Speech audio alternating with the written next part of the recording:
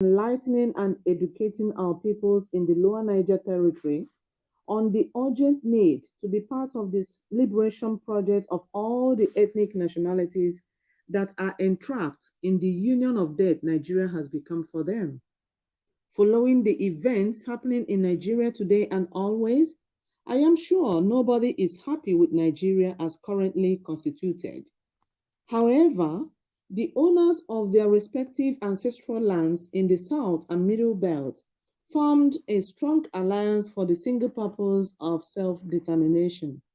This alliance is called NINAS, the Nigeria Indigenous Nationalities Alliance for Self-Determination, which declared a constitutional force majeure, CFM, on the 16th of December 2020.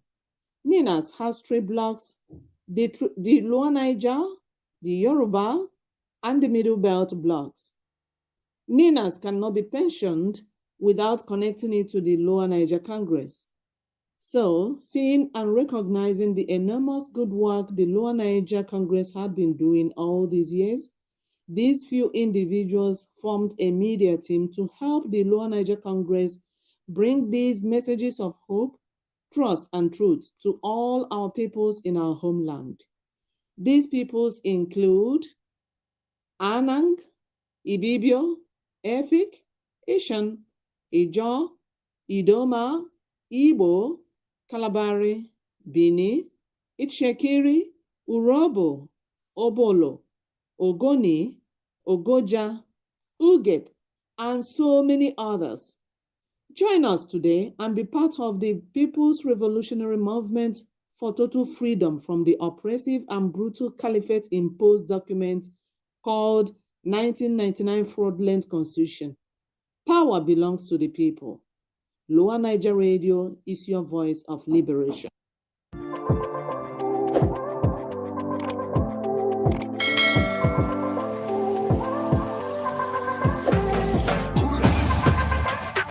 Don't touch the dial.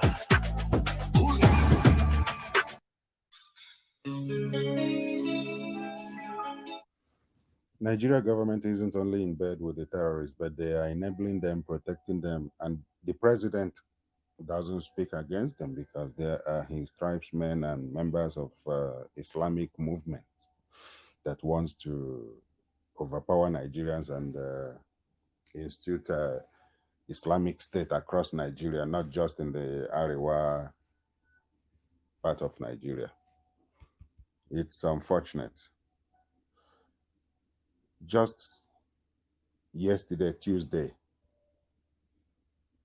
over 30 passengers in a bus got burnt in Sokoto. And these are most likely southern travelers in that state that got burnt. You will never hear the president speak against them. President Buhari fails to describe Sokoto bus burning of 30 Nigerians by bandits as terrorism. This is being reported by AtlanticPosting.com on December 8th. Nigeria President Muhammadu Buhari has continued to make light of the significance of the mass murderous campaign of some killer tribesmen, his tribesmen, the Fulani herdsmen terrorists, who had been categorized in the Global Terrorism Index as the fourth deadliest terrorist group in the world, by failing to describe the Tuesday mass murder by bandits in Sokoto of 30 Nigerian travelers who were burnt down in a bus. President Buhari said, while expressing sadness on Wednesday, a day after, over the gruesome attack on innocent travelers on Wednesday, I am very distressed at the manner of death visited on these hapless citizens who were undertaking a legitimate journey to another part of the country. It shows that the evil this administration is confronting is one that requires the support and involvement of all Nigerians. No, your government is the one enabling the terrorists. You gave them over $300 million just a few years ago. The military and police does not confront them because they are the president's people. They are doing the work of Allah. to kill non-Muslims, especially to kill Southern Christians. I extend deep condolences to the families of the victims as I assure that the security agencies will continue to give their all, yes, to bring to an end the oppression of these despicable people. However, President Buhari should know that only terrorists embark on mass murder of scores of people. Bandits go pillaging and robbing. According to a report by Reuters, at least 30 passengers on a bus in Nigeria's Sokoto state were burned to death when gunmen touched it on Tuesday. Police and residents said, in yet another reminder of growing insecurity and in Africa's most populous country. Gunmen, known locally as bandits, have in the past year carried out violent attacks targeting villagers and commuters traveling on highways and kidnapped hundreds of school children for ransom in the north of the country. I must add here also that Benue State, Plateau State, these states in the Middle Belt has been experiencing mass murders, mass killings by the same government, that the same terrorist Fulani group that has even threatened the state governor, the governor of Benue State, Governor Autumn. His life has been threatened by the Fulani. And yet, the, the maximum ruler in Abuja doesn't see the need for state police. He doesn't see the need for referendum. This is what we're talking about. Referendum is unavoidable in Nigeria to address all these killings, all these extrajudicial killings and state collusion in the act of terrorism against the indigenous nationalities. Sanusi Abubakar, spokesman for the Northwestern Sokoto State Police, said the bus was carrying 24 passengers when it was set alight by armed men and that 7 people had escaped with injuries and taken to hospital. The 2 residents who reached the scene and helped retrieve bodies told Reuters that the bus was overloaded and the bodies were burnt beyond recognition. Nigeria always distorts the facts. Every time, from the top to bottom, the president goes to the UN floor, and right on the floor of the United Nations, he is lying, telling the rest of the world lies, talking about famine as against terrorist activities that his government is supporting. He will be talking about desertification, how people are leaving Libya to go other places, without talking about the fact that he opened the borders of Nigeria to let in terrorists to oppress the people. They counted body parts of at least 30 people, including women and children. The residents said the villagers were ambushed on a the residents said the villagers were ambushed on a road linking the Sabon Bini local government area and the village of Gidambawa in Sokoto State. Bandits move around on motorbikes and are known to hide in forests where they often keep kidnapped victims while awaiting ransom payment. Now, this is the Nigeria that we are seeking to reset by way of referendum. And this is the message of Ninas. Referendum. The people need to get involved in what is going on to themselves, to their lives, through referendum vote. It's a democratic process. The Nigerian government is skirting around it. The president said that those who are talking about referendum haven't described what they mean. Well, Mr. President, it is a vote. People will vote yes or no. In the simplest way of explaining it to you. Hopefully you will get it one of these days, and soon too.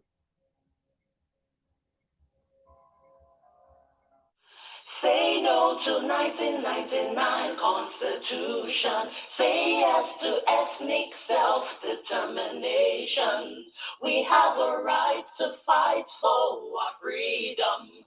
We must arise and save our nation. You want good road, you sign the petition. Better work, oh. Sign the petition. Clean water and light. Sign the petition. Security. Sign the petition. Healthcare, sign the petition. Better schools, oh. Sign the petition. Housing project. Sign the petition. Hope for the future. Sign the petition. My people, and we never tire for these leaders with the oppress us every day. We need to free ourselves before water pass Gary pata. Wetin we need now to come out to this year 1999 constitution. We don't dabaru everything finish. We need to make another new one by a referendum. We go make region control their resources. My people, no, they waste time, yo. As you they hear this message, run now, go to www.ninassxn.org. Make you sign that petition today. No, they waste time, mo. The time for change is now. Jesus, while speaking of people who hear him and follow him, described such as a house that is built on a rock. He said, those that hear him are like a man which built an house and digged deep and laid the foundation on a rock. Now, what this tells me is that foundation is important in whatsoever we want to build. And current Nigeria, by its own admission, was not set up on a good foundation.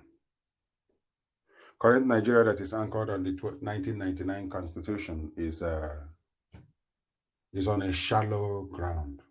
There is nothing deep behind Nigeria. Even by Nigeria's own current institutions set up by Obasanjo or whoever, ICPC, is telling us that the cost of governance is unbelievable. So whatever they could not steal is used in servicing the government that is doing nothing for the people.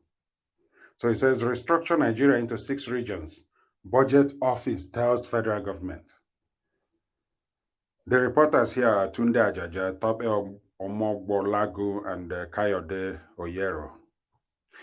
December 4th, 2021, the Budget Office of the Federation has said restructuring Nigeria into 6 regions is pivotal to reducing the high cost of governance. It noted that the number of ministers also needs to be pruned and the number of political office holders and their aides reduced, lamenting that the huge recurrent expenditure had constrained the provision of good roads, steady power supply, health care services, quality education and quality shelter, etc. This, it said, had contributed to observable underperformance of the economy, slow growth and current infrastructural challenges. These recommendations were contained in a report by the Independent Corrupt Practices and Other Related Offenses Commission at its 3rd National Summit on Diminishing Corruption in the Public Sector, held at the State House Conference Center, Abuja, on Tuesday. That's ICPC, and Buhari attended this event. The event with the theme, Corruption and Cost of Governance, New Imperatives for Fiscal Transparency, was attended by the President, Major General Muhammadu Buhari. That tells me this is Punch reporting this. The Chief Justice of Nigeria, Tanko Mohammed, the Secretary to the Government of the Federation, Boss Mustafa, the Minister of Finance, Budget and National Planning, Mrs. Zainab Ahmed, and the Chairman of ICPC, Professor Bolaji Owasanoye, SAN, among others. The ICPC report referenced the Budget Office as blaming the high cost of governance on bloated cabinet size, high cost of elections, corrupt budget practices, multiplicity of ministries, departments, and agencies, and a high number of political office holders and their aides. Even Osinbajo, it was revealed some years back that he had 30-something people in his office, Osinbajo, the vice president. And that's just mentioning people from his neck of the wood. It said a direct result of the expensive governance structure was that less than 30% of federal government's resources were available to fund the much needed capital projects. However, the Budget Office, according to this document, recommended that the government should prioritize completion of ongoing projects, restructure Nigeria into 6 regions, and reduce the number of ministers, and build a more efficient civil service and conduct periodic staff audit. It added that Millennium Development Agencies, or MDAs, should consider government physical position in reviewing salaries, adopt a cost-effective electoral system, and limit the number of aides of political office holders. While highlighting the drivers of the high cost of governance, the document quoted the budget office as saying that Nigeria has a large cabinet with 27 ministers, 16 ministers of state, and 27 ministries, adding that MDAs, Millennium Development Agencies, raise their personnel cost by engaging in indiscriminate recruitment without clearance from the budget office. Nigeria is a dysfunctional country. Everything is upside down with the country. Nigeria has about 934 MDAs with duplicated functions in 541 public corporations and enterprises. And what this ICPC is advising will not happen because the unitary system will not allow this to happen. The best, all that they are doing now is just trying to skirt around the call for multi-regional referendum vote for our people to either recommit or decide to leave Nigeria. This is why they are skirting around, creating all these lies, all these jokes that they are maybe trying to make a difference. The budget office lamented that personnel costs for the past 3 years gulped 9.7 trillion naira, adding that cost of governance had generally been on the rise and personnel costs represent significant proportion of the spending. According to the report, MDA's recruitment spending rose from 3.61 trillion in 2015 to 5 point, almost double, 5.26 trillion in 2008, and 7.9 trillion in 2020. By now, it has more than doubled up. This excludes the cost of government-owned enterprises and transfers to the National Assembly and the National Judicial Council. Those are the areas that share the Nigerian money, the oil money that is flowing from the Niger Delta, the riverine areas. These are the agencies sharing it. The federal government, the court, the National Assembly, and the Judicial Council. The report continues. Recurrent spending accounted for 40% of actual recurrent spending in 2020, while overhead was just 3%. Cost of governance has generally been on the rise, and personnel costs represent a significant proportion of the spending, it added. The president, vice president, Yomi Osibanjo, and several other leaders had repeatedly stated the need to reduce the cost of governance. Only in their words, they don't do nothing about it. But not much has been done to actualize it. Nigeria can draw up all kinds of documents and reports, and all speeches will be made. Different people will show up with their 70 vehicle escort or convoy. At the end of the day, nothing is done as a follow-up to have it done, to get the job done. And all this is happening because Nigeria is a dead country begging for burial. And the burial of Nigeria will happen through referendum vote. That's what NINAS has been peacefully, quietly, steadily advising, and it's not looking away from it because it's a job. It's a job that must be done. Meanwhile, there has been an increasing public clamor for restructuring, with socio-political groups like Afenifere, Ohaneze, Pan-Niger Delta Forum, and Southern Middle Belt Leaders Forum, Northern Elders Forum, Arewa Consultative Forum, and the Coalition of Northern Groups. And I must add, NINAS is the body that covers all the groups mentioned in the Delta, Middle Belt, and Afenifere, That's this area, these groups are partners with NINAS. And all that you're hearing is that these groups now, the Afenifere, Ohaneze, Pan Niger Delta Forum, the Southern and Middle Belt Leaders Forum, Northern Elders Forum, Arewa Consultative Forum, and the coalition of northern groups, insisting that it is the only way the country could return to the path of progress. Restructuring. Restructuring. The presidency had, in response to the agitations, asked the proponents to approach the National Assembly with their request.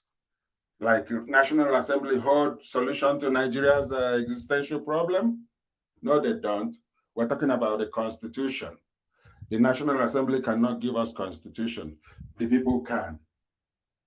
The people.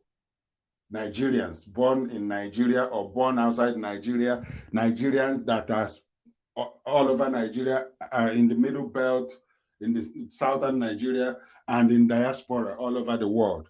These are the people that will give Nigeria new constitutions for their regions to either recommit or go for outright separation. Why we can't punish those behind budget duplication? Budget Office. The Director General of the Budget Office of the Federation, Mr. Ben Akabweze, on Friday disagreed with the ICPC. Now, this is a dysfunctional system. Look what the Budget Office is now doing. They are countering the ICPC.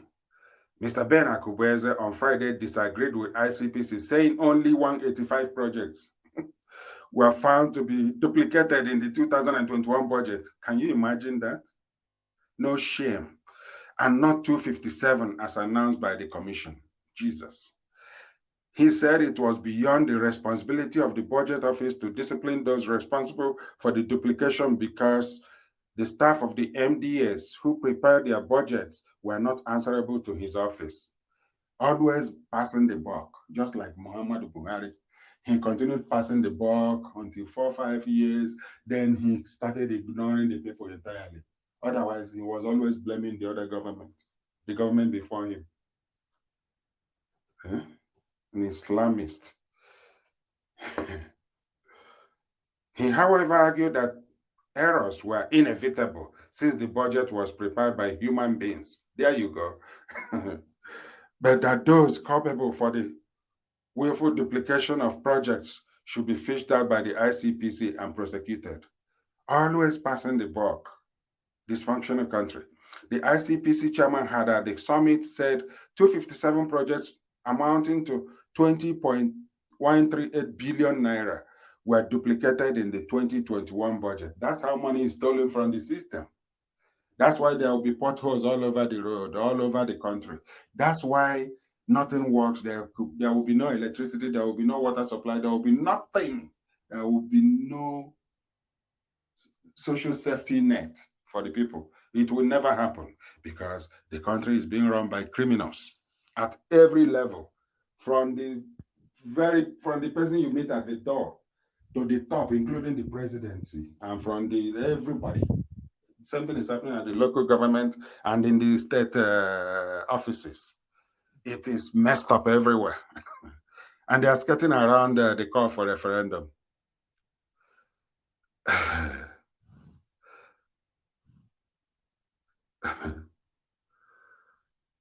He said the ICPC came up with a report which they sent to us about duplicated projects in the budget. We did our own review and found that 54 of those projects were actually not duplicated. There were issues with project description, which made them look the same. They never found out, they never did anything about all this until ICPC came out with their report. And yet, people are still in their offices, in their positions. Nobody is disciplined, nobody is fired, nobody is facing trial. Every project in the budget has a unique identifier, and for the projects found to be duplicated, funding was withheld. 185 projects were found to be duplicated, 54 were not. What a country. Akubweze said there were about 20,000 projects in the budget and that If only about 200 projects were duplicated, it amounts to about, now he's putting a very miserable percentage to this, 0.01%. That means it's very insignificant. It's insignificant. It doesn't matter. It's nothing. We shouldn't be bothered about that.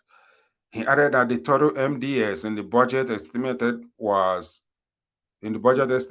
under 4 trillion naira, and that the duplicated projects valued at about 20 billion was about 0.005%.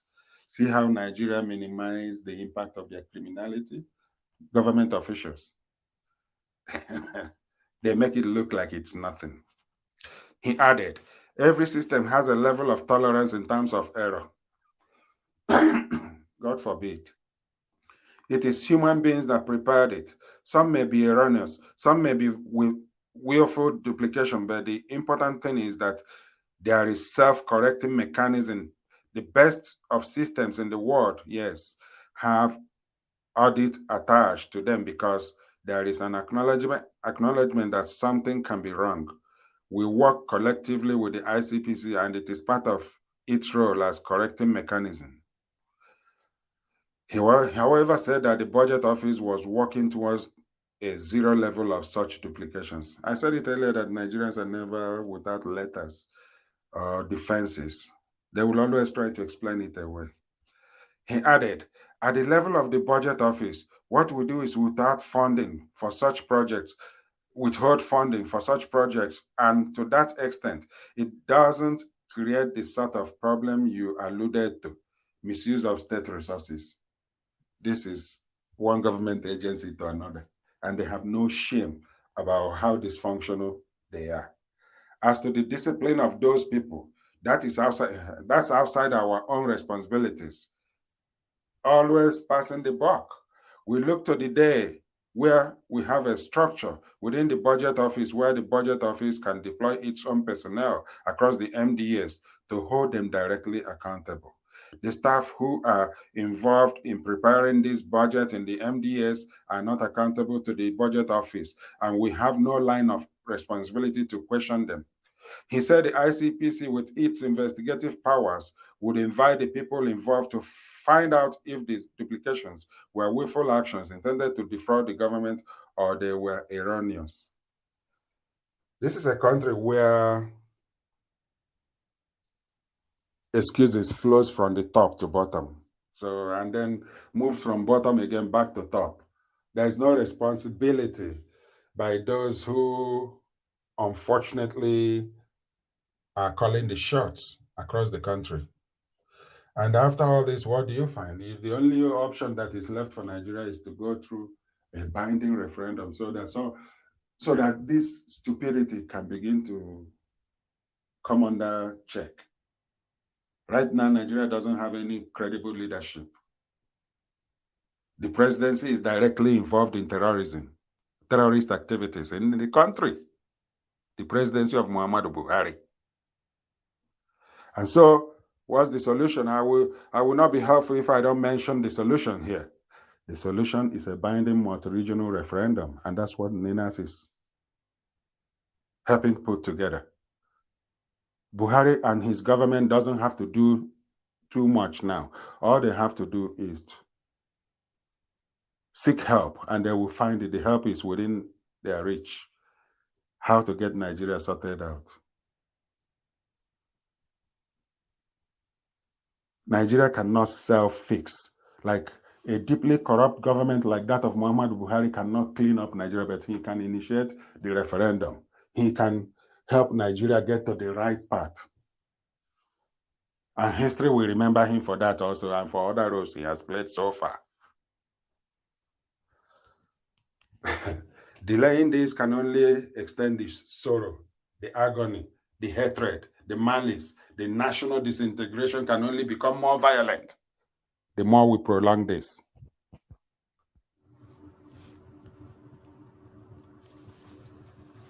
Here's a very interesting article by one Chudi Okoye of Oka Times. Igbo Grandi's wrong-headed plea for Kano's release. There was news report today that a group of Igbo Grandies really grandees, billed as highly respected Igbo greats, a tag designed by them, trundled out to Abuja to meet with President Muhammadu Buhari, asking for an unconditional release of Mr. Nnamdi Kanu, the incarcerated leader of the Independent Peoples of Biafra, or Indigenous Peoples of Biafra, IPOB. The delegation included Chief Mbazulike Amechi, a First Republic parliamentarian and Minister of Aviation, Dr. Chukwuemeka Ezife, former governor of Anambra State, Bishop Sunday Onoha of the Methodist Church, and Chief Barrister Godi Owazurike, former president of Igbo Social Cultural Organization, Igbo Cultural Group, Aka Ikenga. Buhari received them well and promised to consider their request. See report here. See report by Premium Times Nigeria. The opinion that follows below will probably sound insensitive coming from an Igbo man, but I think the Igbo grandees who went to plead with Buhari to release Kanu made a grievous mistake. No doubt the Igbo grandees meant well. They probably felt they had to act, likely on behalf of a scandalized Igbo political elite facing increasing pressure from a radicalized Igbo rank and file. But in my opinion, their plea to President Buhari is constitutionally illiterate. It is politically inastute, and it is an ill-considered move that will likely hobble IPOB's long-term revolutionary strategy. It also goes against everything Nnamdi Kanu has been saying on the radio for how many years now? That people who are for one Nigeria are the one asking that Kanu be released to their custody while they are still insisting on one Nigeria. They weren't asking for a referendum. They weren't asking for anything. And these are part of the presidency of Igbo extraction campaigners. They are behind all this. Buhari was right to have stated, as reported in response to the Igbo delegation, that its plea offends a fundamental tenet of the Nigerian constitution, which is separation of powers. This constitutional principle was first fully articulated by Baron de Montesquieu, one of the great political philosophers of the Enlightenment era, in his seminal work, The Spirit of the Laws, published in 1748. The principle was invoked by Montesquieu as a major critic of feudal absolutism in France and elsewhere in Europe, and it greatly influenced the constitutional ideals of both the American and the French revolutions. It has since become a cornerstone of modern constitutional government. In Nigeria, we have adopted and are deepening this constitutional principle as a revolutionary departure from the tripartite absolutism of our history. First, the feudal absolutism that flourished in several proto-Nigeria territories, then British imperialist absolutism, and finally military absolutism. The case against Nnamdi Kanu is now sub judice, and is yet to be dispositioned. Therefore, it is unclear if Buhari actually has the power to intervene legally in the matter. Of course, the president has significant latitude under Section 175 of the 1999 repudiated Constitution, which deals with the exercise of prerogative of mercy. The provision imbues a Nigerian president with the power to grant any person concerned with or convicted of any offense created by an act of the National Assembly a pardon, either free or subject to lawful conditions. I doubt if this power can be exercised prior to the disposition of a case, but maybe our constitutional lawyers can weigh in on the interpretation. Aside from the constitutional issue, there is also the political implication for the Igbos of its leaders or purported leaders going to Abuja to plead on behalf of Kanu. What is the object of their plea? Are they asking for forgiveness, which would sound like a suggestion or an admission that Kanu and his IPOB are doing something wrong? These guys are shaming themselves. If so, the question arises as to what they think IPOB is getting wrong. Is it the charge of Igbo marginalization and persecution which IPOB has levied against Nigerian state? Or is it the particular revolutionary tactics adopted by the group? What are the Igbo grandees pleading that Buhari should forgive if the thesis of their plea is indeed forgiveness? Even if the Igbo leaders did not mean to ask for forgiveness, unquote, it will certainly be imputed as such by Buhari and his regime. They will read the intervention as an apology. They will construe it as Igbo leaders begging for forgiveness, which will be rather unfortunate and ridiculous. There are at least two grievous implications from such an imputation by the Buhari regime. One pertains to near-term Igbo political interests, and the other to IPOB's long-term revolutionary project. If the Buhari regime reads the intercession of the Igbo grandees as a plea for forgiveness, Buhari could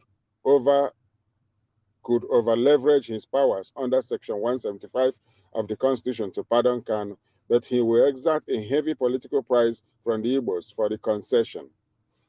One, we can forget the idea of an Igbo president in 2023, and there is no need for this because the Igbo are better served going for referendum and shutting down further electoral arrangements in under current 1999 constitution. The Nigerian state, or the dominant elite therein, already feels that conceding the presidency to the Igbo is a major concession, even a risk. Buhari may be advised by his political strategists, and the willing president may accept the advice to free Nnamdi Kanu as a substitute for conceding the presidency to the Igbos in the near term. More than the presidency, Buhari and his anti-Igbo coterie could also leverage the forgiveness of Nnamdi Kanu to continue and even intensify federal disinvestment of Igbo land. Igbo land has suffered from a systematic policy asphyxiation since the end of the Civil War in 1970, despite the no victor, no vanquished nostrum enunciated after the war. We went from a hot shooting war in 1967-1970 to a Cold War of policy neglect thereafter. This has resulted in relentless deindustrialization and infrastructure decay in Igbo territories. The plea to pardon Nnamdi Kanu could become another chip to be used by the anti-Igbo forces in the Nigerian regime to further reduce federal investment in Igbo land, a heavy price at that. But it is not just the geopolitical implication for the Igbos that matters here. What would become of IPOB's revolutionary strategy if its virulent leader was pardoned with conditions by the Nigerian state? We know now from the constant complaints of Nnamdi Kanu and his lawyers that the guy is no Nelson Mandela who refused P.W. Botha's offer in 1985 to release him from prison. This is very true, subject to certain conditions. Rejecting the terms offered by the apartheid government for his release, Mandela said no to Botha. I cannot sell my birthright, nor am I prepared to sell the birthright of the people to be free. I cannot and will not give any undertaking at a time when I and you, the people, are not free. Your freedom and mine cannot be separated. This was 1985 that Mandela said this. Mandela was 66 years old at the time and had been in prison for about 23 years.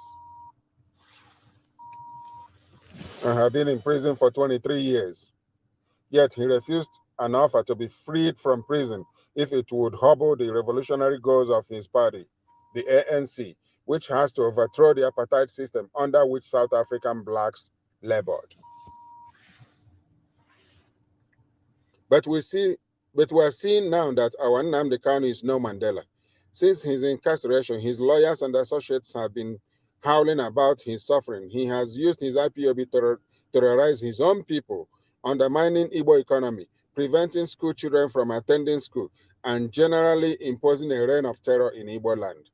Buhari and his gang will no doubt perceive that Kanu has little intolerance for the austerities of life under incarceration, this being the evident reason why he is sabotaging and terrorizing his own people and pressuring Igbo elites to plead for his release.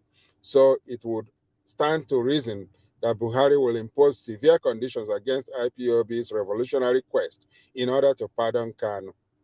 Does anyone think that Buhari will pardon Kanu and yet give him free rein to continue his radical attack on the Nigerian state or even to continue to press the Igbo case? Not me. So whichever way one looks at it, this outing by Igbo grandees, though well-meaning, is a major strategic error, a blunder, I must add.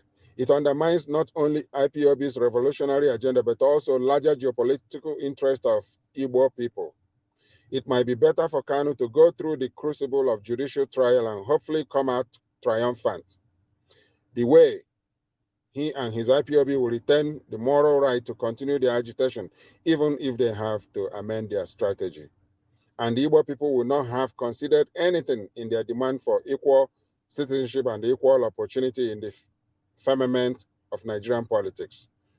Better still, we are better served suing for referendum, pushing for referendum along with the entire Lower Niger Territory, Oduduwa, and Middle Belt, because Nigeria is not heading anywhere. Well, these Igbo grandees are obviously empowering a dictator, a teen god who thinks that he has the power of life and death in his hand. That's what they are doing by paying him a visit and making him feel that he can do whatever. That's unfortunate.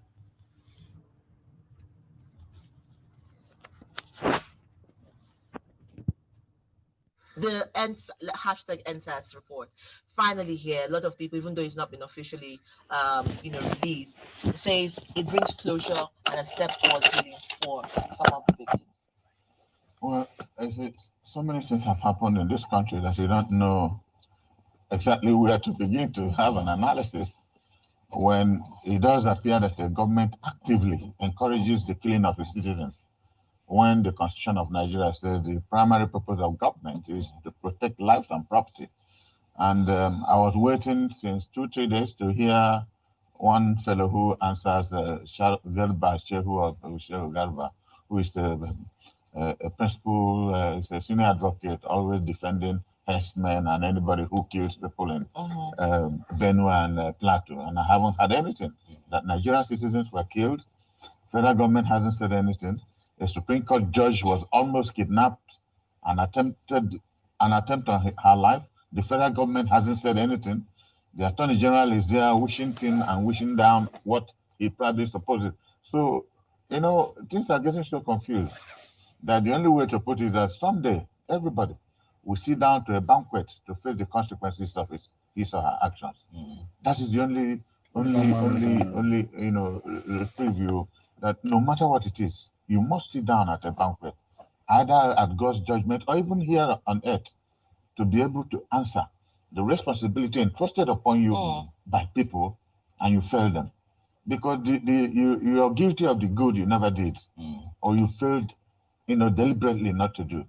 So, and there are so many examples of them in this country, that NSAS is another, obvious thing. But thank God, with the courage of the judge and of Lagos State government, everybody knows, it's an APC top government. Yes. A performing government of APC too, not just that it's an APC, it's a performing government of the situation notwithstanding. And they had the courage to say this, That shows you again, there are two governments. Somebody's running this government. How do you think the government at the center, the APC at the center, will perceive the Lagos State government and the way? Well, because one would have expected, going by the way things are done in Nigeria, the pressure would have been mounted on by the Lagos State government on the panel, not to come out with this kind of report, which they came out with. Well, it is obvious, if you hadn't been back when I was here last, I just said that two people are running the government of Nigeria. It is now very clear.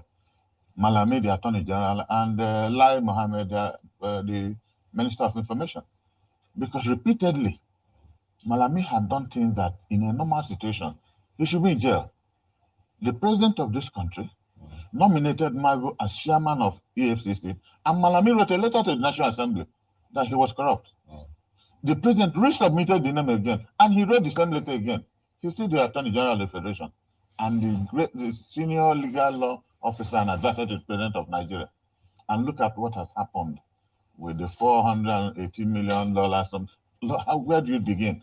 His office was supposed to be involved in the attempted kidnap of Justice Mary Odili. Allegedly. Well, whether you call it allegedly or not, because he has denied. Who in this country people deny something? The people who were caught, are they from the moon? What has the federal government done to ascertain who came to that judge, the magistrate, who gave the magistrate instruction? Somebody must have given him an instruction to do what he did. Nobody is interested in those things. So if Mary Odili had died, this is the story we'll be telling this country, one of the finest in this country. If those hooligans had done something, we're all sitting there and say, oh, that's the way God wanted her to go. That's the typical Nigerian attitude. So I don't think president is in charge. There are people doing his dirty job for him, and I think he's comfortable with it. But unfortunately, would you call it dirty job, or would you say he is excluded from the main conversations of governance? Because again, you are only as good as what your team tells you. Well, I don't know how else do you describe what Malami is doing if not a dirty job? Because it is convenient. They call it defense of the presidency, but is that defense of the presidency? What Shehu Garba is doing, is that defense of the presidency? When you remove truth from facts. There's somebody I told that the best form of revenge is not to be like the one who committed the offense in the first place. Because time reveals every secret. If you take time, the truth will be coming out. I don't know how he's going to end up, but it is unfortunate that this is for Nigeria. But tell me how these citizens of this country can be patriotic with things like this, killing young boys and girls, students of higher institutions by their own government because they are demonstrating for what? Police brutality. That would have expected government to be interested. At least have a national inquiry. Let there be scapegoats, authentic scapegoats, not made up scapegoats. Yes, I was going to say that you could use as an example to show that you are protecting your sons and daughters. Everybody has a right to demonstrate. In fact, I used to tell somebody that demonstration, protest, is a catalyst for dialogue. Once you protest, somebody must pay attention. And in paying attention, you invite the person to discuss. It also follows what is happening in the Southeast. How can a young boy who was not born during the Civil War, imprisoned, languishing there, and Igbos religiously? In fact, somebody was telling me, a good friend of mine, was telling me that we should stop going to the church on Sunday, used to work and then go to church on Monday, because the compliance Igbos have for Monday now is total. Nobody is interested. They tell you to hell with the money they will make on that day, just to make a point. Whether that point they're making is positive or negative, they're not interested. But people like Fadam Baka has come out to refute that and say that it is causing more problems for the Southeast. I don't listen to anything Fadam Baka says. Since he started selling the Chimaroke will die, that person will die. That is not the job of a priest. It's a fake priest for me. No person who is a child of God, not to talk of a priest, will say that somebody will die. That's not what the Bible tells us. So since that incident, Chimaroke is still in the Senate. He has not died. So why should I take him serious? He says anything he likes, and there are people who are deceived. They call it adoration. I don't waste my time talking about such people. Absolutely not. All right, Chief Dano Lassie, let's talk about Anambra governorship election. We had a number of discussions before that election, counting down to that election. It's now come and gone. You had some predictions about that election. You're thinking about that election as well. Are you satisfied with the outcome? Satisfied would be an understatement. Because on two different occasions, twice here and one on Chinese television, I said, how do you begin to look at? Not because he attended my university, which is about the best in the country, I must unapologetically say. Modestly so. The best and the first. Then. Still best. Then. Still. So, and when you look at his pedigree, where he's coming from, it is difficult apart from the candidate of PDP and that of the Labour Party, brilliant guys, and I said it on TV that they're brilliant, and each of them, I told them their shortcomings, why they will not make it. It's difficult to see how you place in a civilized community a former advisor to the government, consultant to World Bank, governor of Central Bank, who stabilized the banking industry. People, we have short memories or convenient amnesia in this country, that there were times banks collapsed in this country. And those who were governors of Central Bank, they're still existing. People lost everything. I bought shares of more than 30 million naira in a bank, Oceanic Bank or something. It collapsed. I lost it up to today. I had 1.5 million shares. It came down to 50,000. I mean, what do you call it? But this young man came in, stabilized the banking industry. How many years now? Nobody is afraid to put his money in the bank. Isn't that a credit?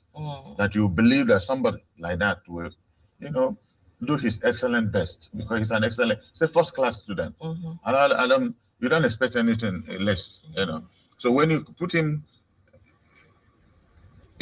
comparatively looking at my brother, the APC candidate. Smile through the new year with a healthy, bright smile.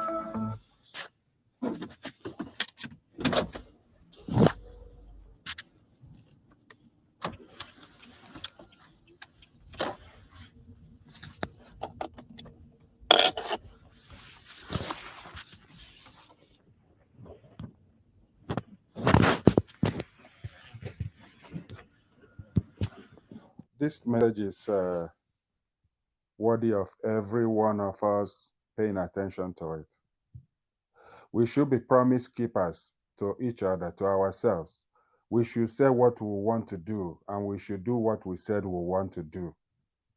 We should do what we promised to do. Kanu made a commitment to our people, and people died over this from 2015 till this moment. More than at least 2,000 Igbo youths. I don't want to exaggerate the numbers. More than 2,000, or at least 2,000 at least, died under Nnamdi Kanu's direction. And in all this, not once did I wish Kanu any harm. And our people never wished any harm to come to Nnamdi Kanu or his family or anybody. Kanu introduced ESN to war against our people, and these guys were beating people with machete, and even some beheaded people and did a lot of things. And today, earlier this year, Kanu made himself available to Nigeria, in Kenya, Nairobi of all places, a country that deported Fethullah Gulen's nephew to Turkey over allegations against his uncle, Fethullah Gulen, that lives in US, as being the person behind the coup that almost took out the Turkey Islamist, their current president. Now, Kanu is facing trial, and on many occasions, many of us have spoken out, including me, Stephen, that Kanu must be given justice. That is how normal societies operate. Nnamdi Kanu should be given justice. I do not expect anything other than true justice for Nnamdi Kanu. It is not what Igbo elders, when I remember that it's Chief Amechi Mbazulike that did this at 93. How could you undersell our people this way? This is one of the Igbo elders I respect, and many of our people respect him because he's always said the truth about what is going on with Nigeria. But why bring our people so low? Is that how low we have fallen in Nigeria?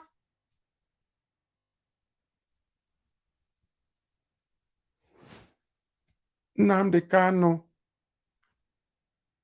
I'm going to read what one of my friends commented on my post about this issue.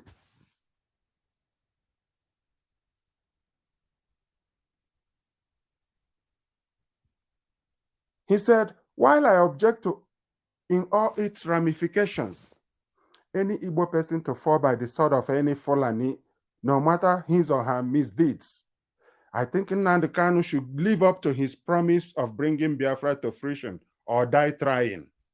Yes.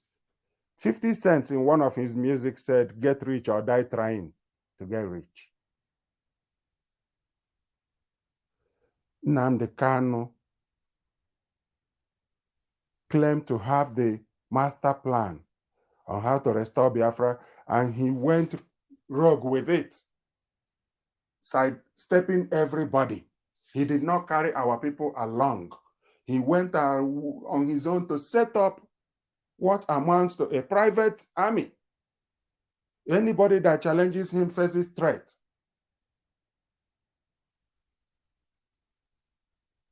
How are we going to get freedom that way? And all of a sudden, Kanu delivered himself to Nigeria by going to take apartment in Kenya and driving himself in the country. Basically, he took up residency in Kenya. And they arrested him at the airport and tortured him and probably shipped him to Nigeria, and then he's facing trial. And our people are going to beg Buhari for goodness sake. How could the great Igbo people support such a decision to go beg Buhari so that he will discontinue the case? Because Buhari is the president of Nigeria, so he can do anything. Our people are the number one enemy of Igbo people. Ndi Igbo, among Ndi Igbo, we find the greatest enemy facing the Igbo people. Mbazulike, you made a mistake. You are an old man. You should go to your grave knowing that we still respect you and that we will remember you. But on this particular issue, Mbazulike must apologize to Ndi Igbo and insist that Nnamdi Kanu should get justice from Nigerian court. Did Mbazulike discuss with Buhari the persecution of Ndi Igbo and the fact that there's not a single Igbo person is in the security architecture, heading the security architecture since Buhari became president? All the killings Buhari has been killing. It was Buhari that made IPOB a terrorist group because he tagged a non-violent group, a terrorist group, and in fact, before then, they've been killing their members in their hundreds and burying them in mass graves.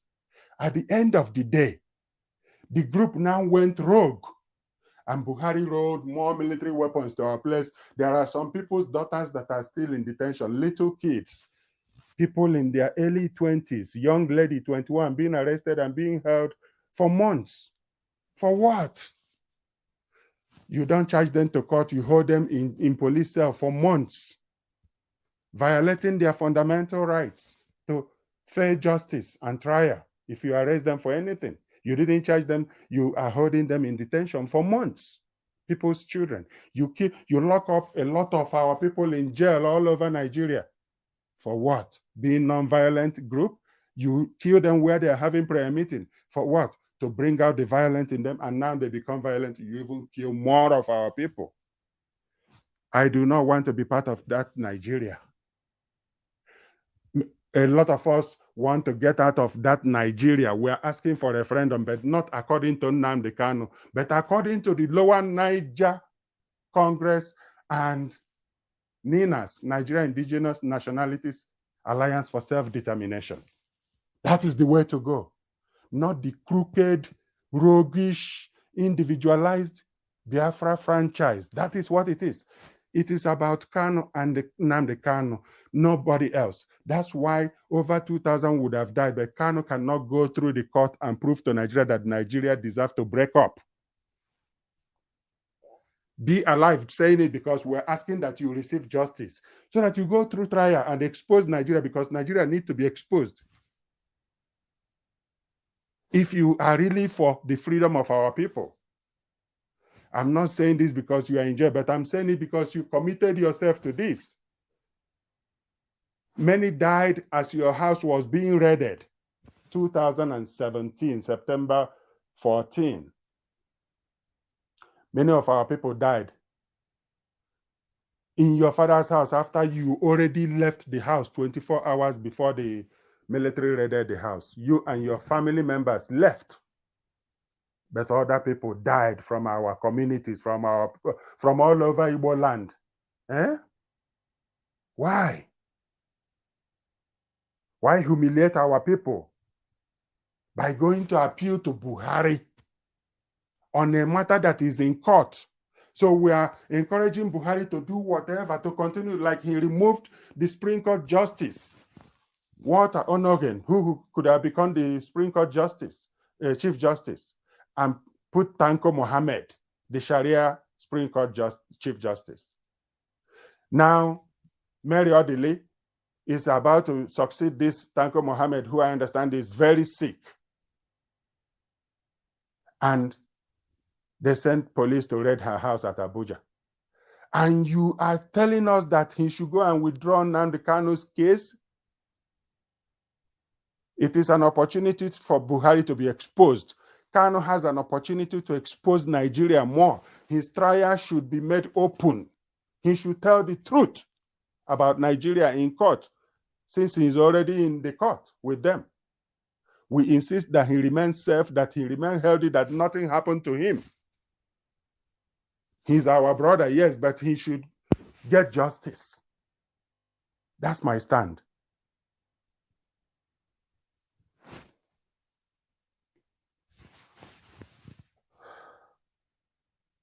He should send no emissaries.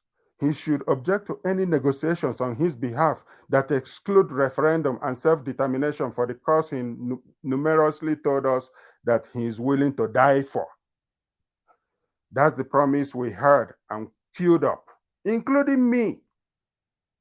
That's the least he can do for all those who have already perished believing in him.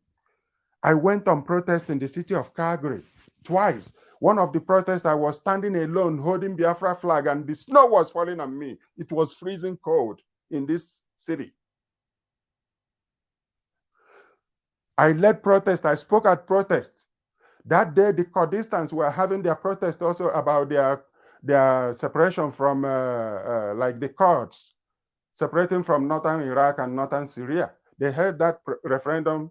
Unfortunately, it's still blocked till now. The result, they had 95% yes on that referendum. On that very day, they were holding protest. I spoke in their protest and I spoke in the Biafra protest. I stood within Nnamdi Kanu because we came from far back, from Biafra Actualization Forum, a diaspora-based group under Owazurike in Masop.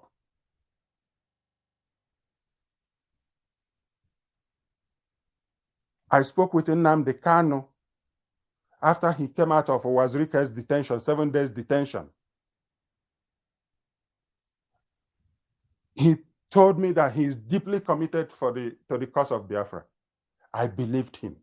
But when I found out 4 years ago that things were going different, that as soon as he came out of jail in Nigeria, his attitude, everything changed. And I pointed it out. I said, there is danger. What is going on? People said I was seeing wrong, that I was a saboteur.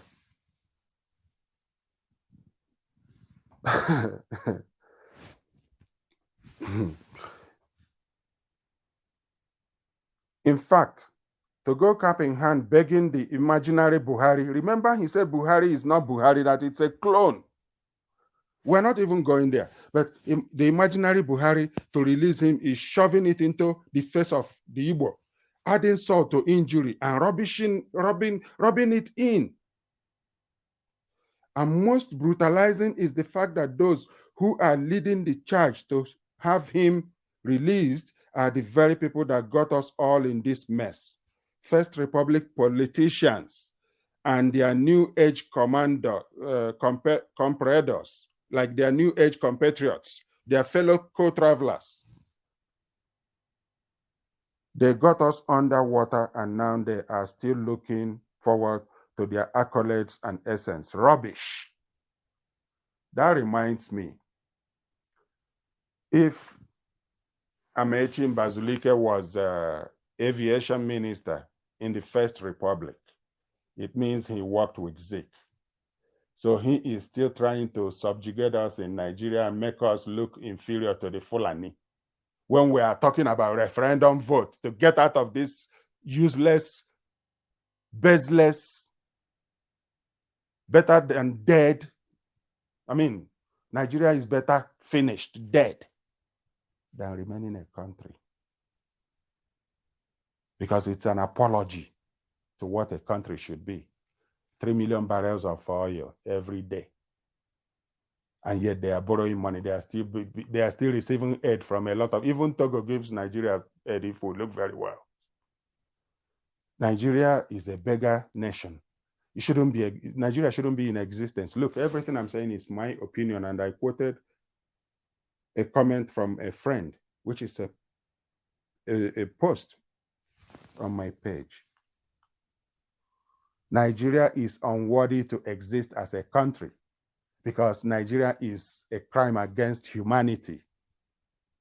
If you are in doubt, 97 people were slaughtered at Lekki 2 Plaza. CNN reported it. Other news media reported it. 97 people got killed. Nigeria government is still lying to this day about it until a commission of inquiry came out with a report.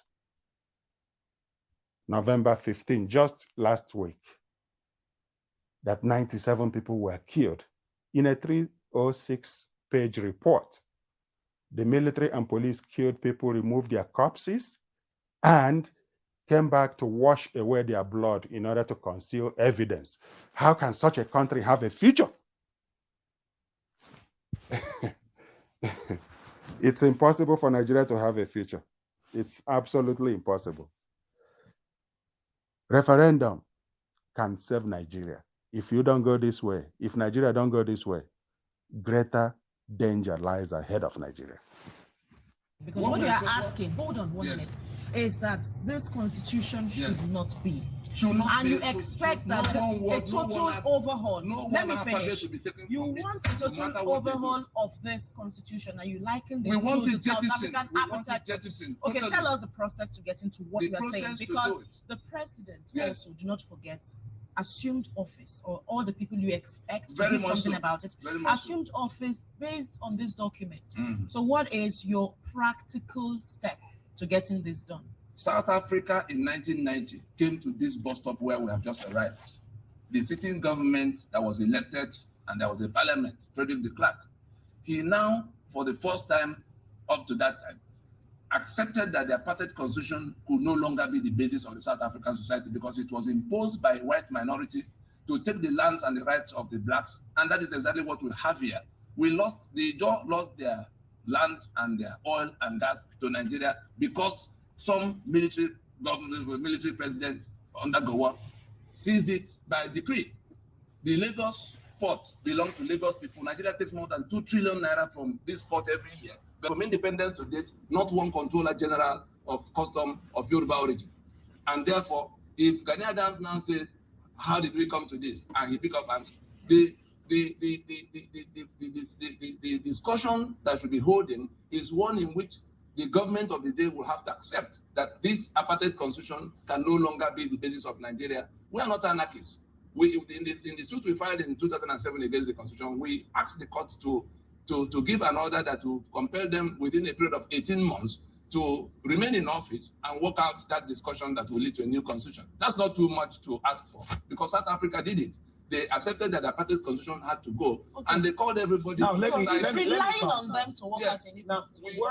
No, they are not saying so. In that terms of reference, they say how to incorporate whatever. I'm asking you how you intend to arrive at a new constitution. How it will arrive at is that the people, those who are trapped here, before going to make a central constitution, because a federation should have a federation of many constitutions.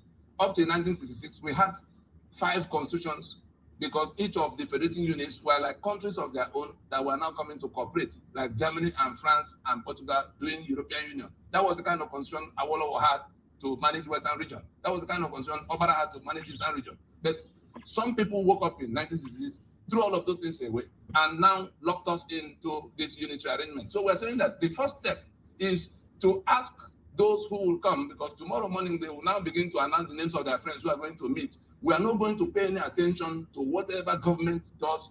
The conference is already on, and steps are being taken to take a referendum from those who are working their way out of this union, because the union has collapsed. If we do not accept in good time that it has collapsed and go to sit down to discuss how we will revive it, I tell you that under the instruments available to those who are choked here, and 3.5 million people have been killed in eastern Nigeria on this same question. OD have been wiped out, Okerenkoko have been wiped out, Obakere have been wiped out. All kinds of things are going on. Just the other day, 78 students were massacred in their sleep, because some people must be in power in Nigeria. They say they will make the country ungovernable, and they are making it ungovernable to date. And we are still thinking that there's a Nigeria. That Nigeria that will include a Sharia belt in which I cannot function in Sokoto or Kano or Meduguri. I will not be part of that Nigeria. I will rather invest all my energy in how to take out my portion. If those who are saying they are conquered us and they are going to keep us by all means for all times insist that we cannot discuss, then we'll do whatever comes within our reach to do to take our portion. Now, let me ask you, Mr. Nadi, yes.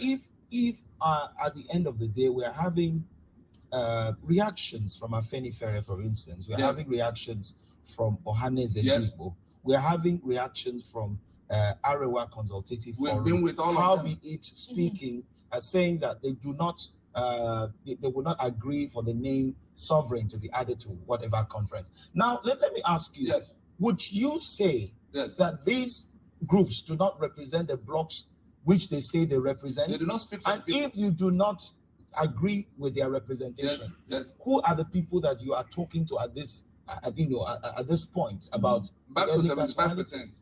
Tambuwa said that all of them politicians constitute only 25%. He said it on the floor of National Assembly the day they resumed last week or so, that they constitute only 25% of the country's population. I'm here to speak on behalf of that unrepresented. And the Arewa is not speaking for no, anybody. they all have vested interests. They all have things they share with their people in government. What we're saying is that let us accept that Nigeria was not our making in 1914. Let us accept that the little discussion we had all the way to 1960 got toppled in 1966. Let us then accept that the product of that toppling, which is the current constitution, because from 1966 to date, all the 36 states that were created, who created them? Now they call me Abia State or Imo State or somebody else, Bayelsa State. None of the people in those places, like Delta State, cannot, the people of Delta in some areas were agitating for some autonomy. You now create a state and put the capital in Asaba. From that time to date, Delta State had not been the project of Ijo, Urobo, Ishekiri, and all of Mr. them. Nadi, would you not rather wait? Let's just see there's this no process. waiting. No, because you have acknowledged that this is actually an act of statesmanship by Mr. President. I commend him. I commend him. To prove you right or wrong. Is it not a bit too early? I was actually expecting to see your name in that list. Of course, they know they will not put my name on any list of people who are going to be discussing, who are going to a meeting in which Nigeria is held sacrosanct, in which somebody will write in the terms of reference that the outcome of the conference will be integrated into a constitution, meaning that they want to preserve that constitution by all means. And we are saying we will not touch one alphabet from inside this constitution. So these are the two grounds, these are the two positions that will have to be married through the next few days. But in the event that this conference is convoked, in the event that the different nationalities meet and do discourse, would you now throw away all of that? Because your view can be seen as extreme. It is either this, it is either all or nothing. Do you think there is no halfway? There's no halfway in the matter of reconstruction. If you want to put a 40-story structure on this ground now, you know it will take it.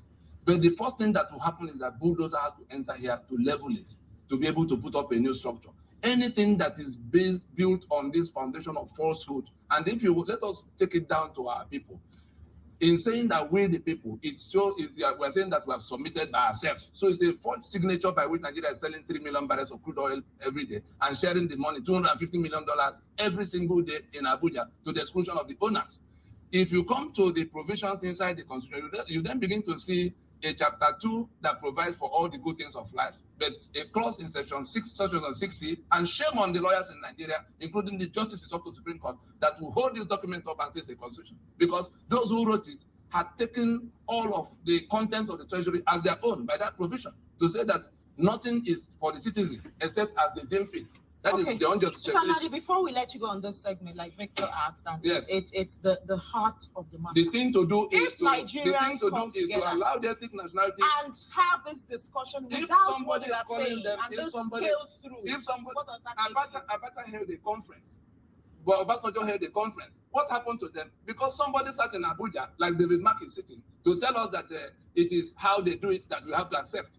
What we're saying is that they must accept that sovereignty belongs to the people and let them organize themselves and send those who they will truly wish to discuss their future for them in a conference that will end in a referendum. Thank you, sir, for coming. Thank you very much, sir, for joining us this morning. Thank you. We have been speaking to Mr. Tony Nadi, who is the Secretary General of the Lower Niger Congress and the convener Movement for New Nigeria. Thank you once again. The story have never changed. It's the same thing.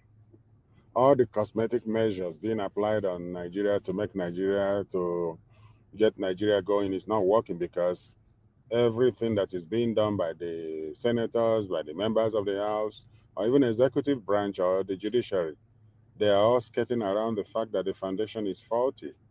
Nigeria's foundation, rooted on 1999 Constitution, is a fraud, and you don't expect this fraud to fix itself. Nigeria needs a surgical operation. That's the only thing that will work.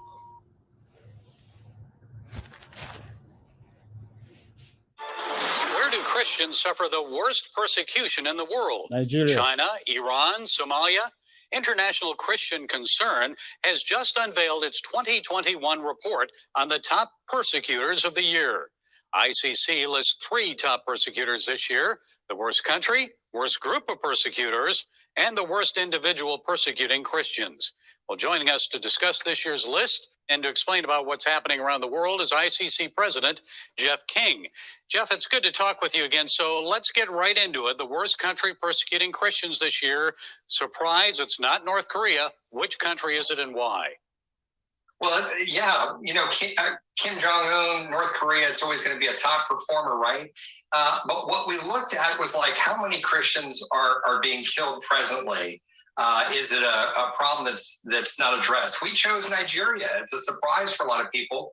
But Gary, in the last 20 years, 100,000 Christians have been killed. 3 million plus Christians have had their lands, farms, homes stolen from them. And the government is part of the problem. So we chose Nigeria. Well, I know a lot of people say Nigeria, it's just Fulani herdsmen and so forth, but it goes well beyond that. Tell us a little more. Well, this is the problem. We work in Washington, D.C., and we're working with the government. And so that's the line that comes from the Nigerian government. They want to frame this as a conflict between farmers and herders. It's not a conflict. It's a one-sided war. It's a genocide against Christians. There's Boko Haram also, but the Fulanis have done much more damage. The Fulanis are going in. These are armed groups that go in and shoot up Christian villages and take their land. And what's going on is it's a war that never ends, is never addressed. The Nigerian military never goes after the attackers. There's no arrest, there's no battles, there's nothing. And the reason is that, look, Muslims are in control of the police, the army, and the intel agencies. So the whole security apparatus of Nigeria is controlled by the Muslims. And so the fix is in is the phrase. It's like it never gets fixed. It's never addressed. Nothing ever happens. Okay, Jeff, let's move on then and discuss the worst group persecuting Christians this year. It's not Boko Haram or Al-Shabaab. Who is it? What are they doing? Well, it's the Taliban. And Gary, look, the Taliban has been, torturing, murdering Christians for years. The problem is that now they are in control of a state, and they have a potent intel security apparatus set up by us, but now they're in control of it. They're calling Christian leaders. We know you. We're watching you. We're going to come get you. They're going door to door. And unfortunately, just this past 2 weeks, they grabbed the first Christian And what happens is they'll torture him. They'll find out who the other Christians are he knows. And then if he won't turn back to Islam, they'll kill him. And there's going to be a whole bunch of that.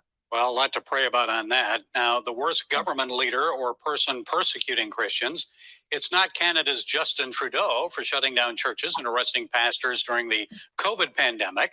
So which government leader did you list as the top persecutor targeting Christians, and why? Well, you already nailed it. It's North Korea and it's Kim Jong-un. So either the country or he are going to show up in the top list. But look, the whole North Korean state exists to serve him and to keep him in power and the Kims in power.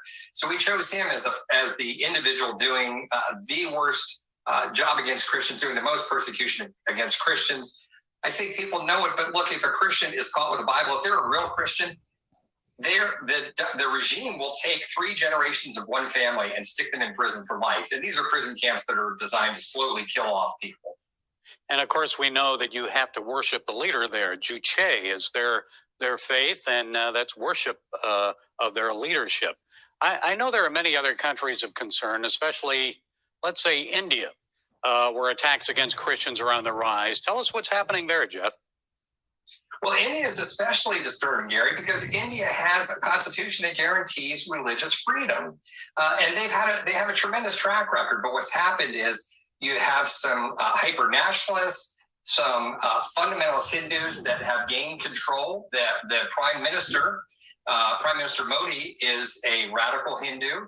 His party, the BJP, these are radical Hindus. They believe quite fervently that India is only for Hindus, and in India and Hinduism are fused, and there's no room for anybody else, and they're doing everything they can to slowly strangle Christianity. You won't hear it from his lips. He's a smart politician. Listen to the BJP leaders, listen to his leaders in the party. You'll hear it quite clearly. They're not shy about it. And Jeff, I know China and Pakistan, those are always places of concern. And you've been to many of these countries. You've met with many persecuted believers around the world. Which country really is driving you to your knees in prayer right now? Maybe what one should we keep our eyes on? Well, I pray for Nigeria constantly. We do a lot of work with the victims there. The 3 million plus that have already lost everything. Their homes have been stolen. 70 to 100,000 killed. The government is part of the problem, because just like you said, the government says this is just herders and farmers. It's a conflict. It's nothing but, and they are complicit in the attacks on Christians. Okay, I know that you're hoping this report will put more pressure on these governments to affect change. Jeff King, president of International Christian Concern. Thank you, Jeff, for sharing your time and insights. We appreciate you and the work you're doing. Love you guys and what you're doing, Gary. Thank you so much. God bless. Yeah, Nigeria is holding the country award, at that level for persecution of Christians due to the involvement of government, the coalition of government in protecting the Fulani terrorists who are going across Nigeria, killing, sacking communities. Even government policies is designed to favor them. The government tries to take over, build forest reserves, cattle routes, Ruga, shoreline takeover, all sorts of programs the government have tried to put through in order to spread these terrorists across the country. These are all part of the agenda of the current government to carry out and fulfill the ideas, the imaginations of Ahmadu Bello, to extend the life of their caliphate that died when British took over Nigeria in 1914. So they have no interest other than to pursue this jihad and see it to a conclusive end by killing off indigenous nationalities, especially Christians. They've done it in the far north. All the Christian communities there have been targeted and killed and replaced or chased into IDP camps locally, where they get bombed by Nigerian Air Force, or into foreign countries, neighboring Nigeria, into refugee camps. This is where the international organizations, especially the Christian-leaning organizations, needs to step up their game and expose what is happening in Nigeria, which the Nigerian government consistently lie about. They went to New York during the UN General Assembly in September seeing Nigerians with their posters, patriotic Nigerians protesting against the killing of Christians and the destruction of the country. Nigerian government actually goes into New York, Bronx, to hire homeless people and other foreigners to counter-protest the expose from Nigerians against government collusion in terrorist activities in the country. I don't know what these people are thinking, but we know that there is no way Nigeria can recover except to go through multi-regional binding referendum. That's what will save the day. If not, if this joke continues, we're only delaying the inevitable. And that is a very terrible thing that will happen to Nigeria. To not arrest this situation now through a referendum, call for referendum to, calm nerves and let things, go very well for every section. Failing to do this is only going to cause more problem, more pain of separation. The Constitution is obsolete and represents incomplete decolonization.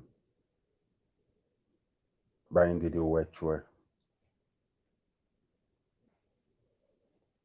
Independence from colonial masters was meant to be freedom for Africa. However, some 60 years later, freedom has continued to elude many African countries. That is because independence in itself is not freedom except when it is accompanied by self-determination for indigenous ethnic nationalities on their ancestral lands. Looking back at events in the 1950s, it becomes clear that corruption, injustice, and mischief were going to guide the new nation called Nigeria. Let us first consider a key index that was manipulated, that is, population figures, which determined representation in the parliament, distribution of resources, and distribution of federal civil servants, etc. Harold Smith, a British former colonial civil servant working for the Department of Labor before he died, confirmed that the figures of the census in 1952 had been inflated to favor the North, to make it seem that region had more than half of the total population. Armed with this window, Bello, the premier of the Northern region, must have felt very confident when, just 12 days after independence in 1960, he boasted his vision and caliphate agenda for Nigeria to be an estate of his ethnic nation, the Fulani, immigrant settlers in Nigeria, and declared, the South would be conquered territory and its people never able to control their future. Thus it was, with this caliphate agenda as guide, that when preliminary results of the post-independence 1962 census showed that the South had a higher population than the North, final results were never released, and so a new census was held in 1963 with mind-boggling figures that now made the North the most populous region in all of Africa, and therefore with a higher population than the South. Apart from untrustworthy population figures attributed to the North, the union called Nigeria was also shaky under its three regions because the three main ethnic nations were dominating the others. The Middle Belt had been lumped with the Arewa bloc into what was referred to as the Northern region. Joseph Tucker, a Christian and leader in the Middle Belt, had preferred there be a separate Middle Belt region because of the possibility of Arewa taking up Sharia. At the Willings Commission of 1958 in London, it was only with reluctance that the Middle Belt agreed to be part of the Northern region, having secured an agreement that Nigeria would always be a secular state. To date, too, the ethnic nationalities of the Middle Belt have felt dominated by the Hausa Fulani, and from at least 2017 began to say that they are not North Central but Middle Belt. In the Eastern region, the other smaller ethnic nationalities felt they were being dominated by the more populous Igbo. Similarly, in the Western region, the other smaller ethnic nationalities felt that they were being dominated by the more populous Yoruba. Their concerns were somewhat alleviated with the creation of the Midwestern region. What is important to note and retain is that, number one, at independence, there were already cracks in the Union because one party referred to as the Caliphate wanted Nigeria to be an estate of the Fulani and had an agenda that the indigenous peoples would not be able to control their lives. That means that the indigenous peoples would be denied their inalienable right to self-determination. Two, even though there were three, then later four. Even though there were three, then later four regions with self-determination, the more populous ethnic nations within them, that is the Yoruba, the Hausa, Fulani, and the Igbo, were dominating in their regions. They basically took over the sovereignties of the other ethnic nations. That means there was incomplete decolonization of Nigeria. This is where and why the liberation process of the NINAS, Nigerian Indigenous Nationalities Alliance for Self-Determination movement, is important and includes processes for complete and full decolonization for every indigenous ethnic nationalities in the NINAS territory. What is now well known thanks to the Enlightenment work of the NINAS movement is that the illegitimate 1999 constitution foisted on Nigerians hijacks the self-determination of ethnic nations. Arewa bloc from the year 2000 unilaterally took up Sharia as a function of their own expression of self-determination, and that has been interpreted by the NINAS movement as Arewa having seceded from the Union. Since Nigeria is meant to be a secular country, now the rest of the country are regaining their own right to self-determination by NINA's movement's proclamation of constitutional force majeure on the 16th of December 2020. That started the process to decommission that illegitimate 1999 constitution. The NINA's movement uses a non-violent, orderly process that follows a similar path to what South Africa used to terminate their own apartheid constitutional order. It involves suspending general elections of 2023 to go into a time-bound transitional government. All government structures would remain in place, with regional referendums for self-determination conducted by ethnic nationalities. With the NINA's movement strategy, there will be negotiations where no indigenous ethnic nation will be left out. Each will be able to choose whether they want to be in the Union of Nigeria or not, plus whether they prefer to form a different union with culturally compatible ethnic nations, and if so, how. Every ethnic nation must now be at the discussion table, making discussions and being part of decisions. To repeat, for clarity, as it is important to retain and act upon this information, when the British left, decolonization was incomplete. The Caliphate took over their position as overall colonizer. In addition, within the regions, the smaller ethnic nations were dominated by their more populous ones, and their self-determination was being engulfed by them. The Nigerian Indigenous Nationalities Alliance for Self-Determination movement is bringing about complete decolonization. Each indigenous ethnic nation in the NINA's territory, no matter its size, is equal to any other. There is no minority as classified by Bello. Each ethnic nation will be involved in the discussion about their future. Each ethnic nation will decide for itself, and each ethnic nation will have full self-determination to go in the formation of their choice. This is the liberation process of the NINA's movement for self-determination.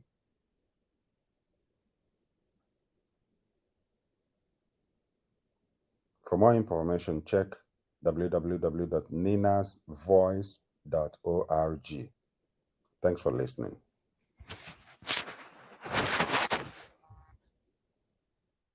Iwukesan Badale Enige Ehaimo Edion Ikpia Ihuo Isen Wuhan Iriwoto Sanribi Megotwao Otunatioli NINAS Nigeria Indigenous Nationalities Alliance for Self-Determination Nigerian Homonareo Onotunada Wegi Akoze Novade Beale Osibo 2023 Na Habosibore my mo bobo beki surely olonu tunda wegi ebuni majana actually Nigeria okidonki ebu omulu okolo da semegbe emi ebe ahenya oria agbori amema mi oria mi olokidoki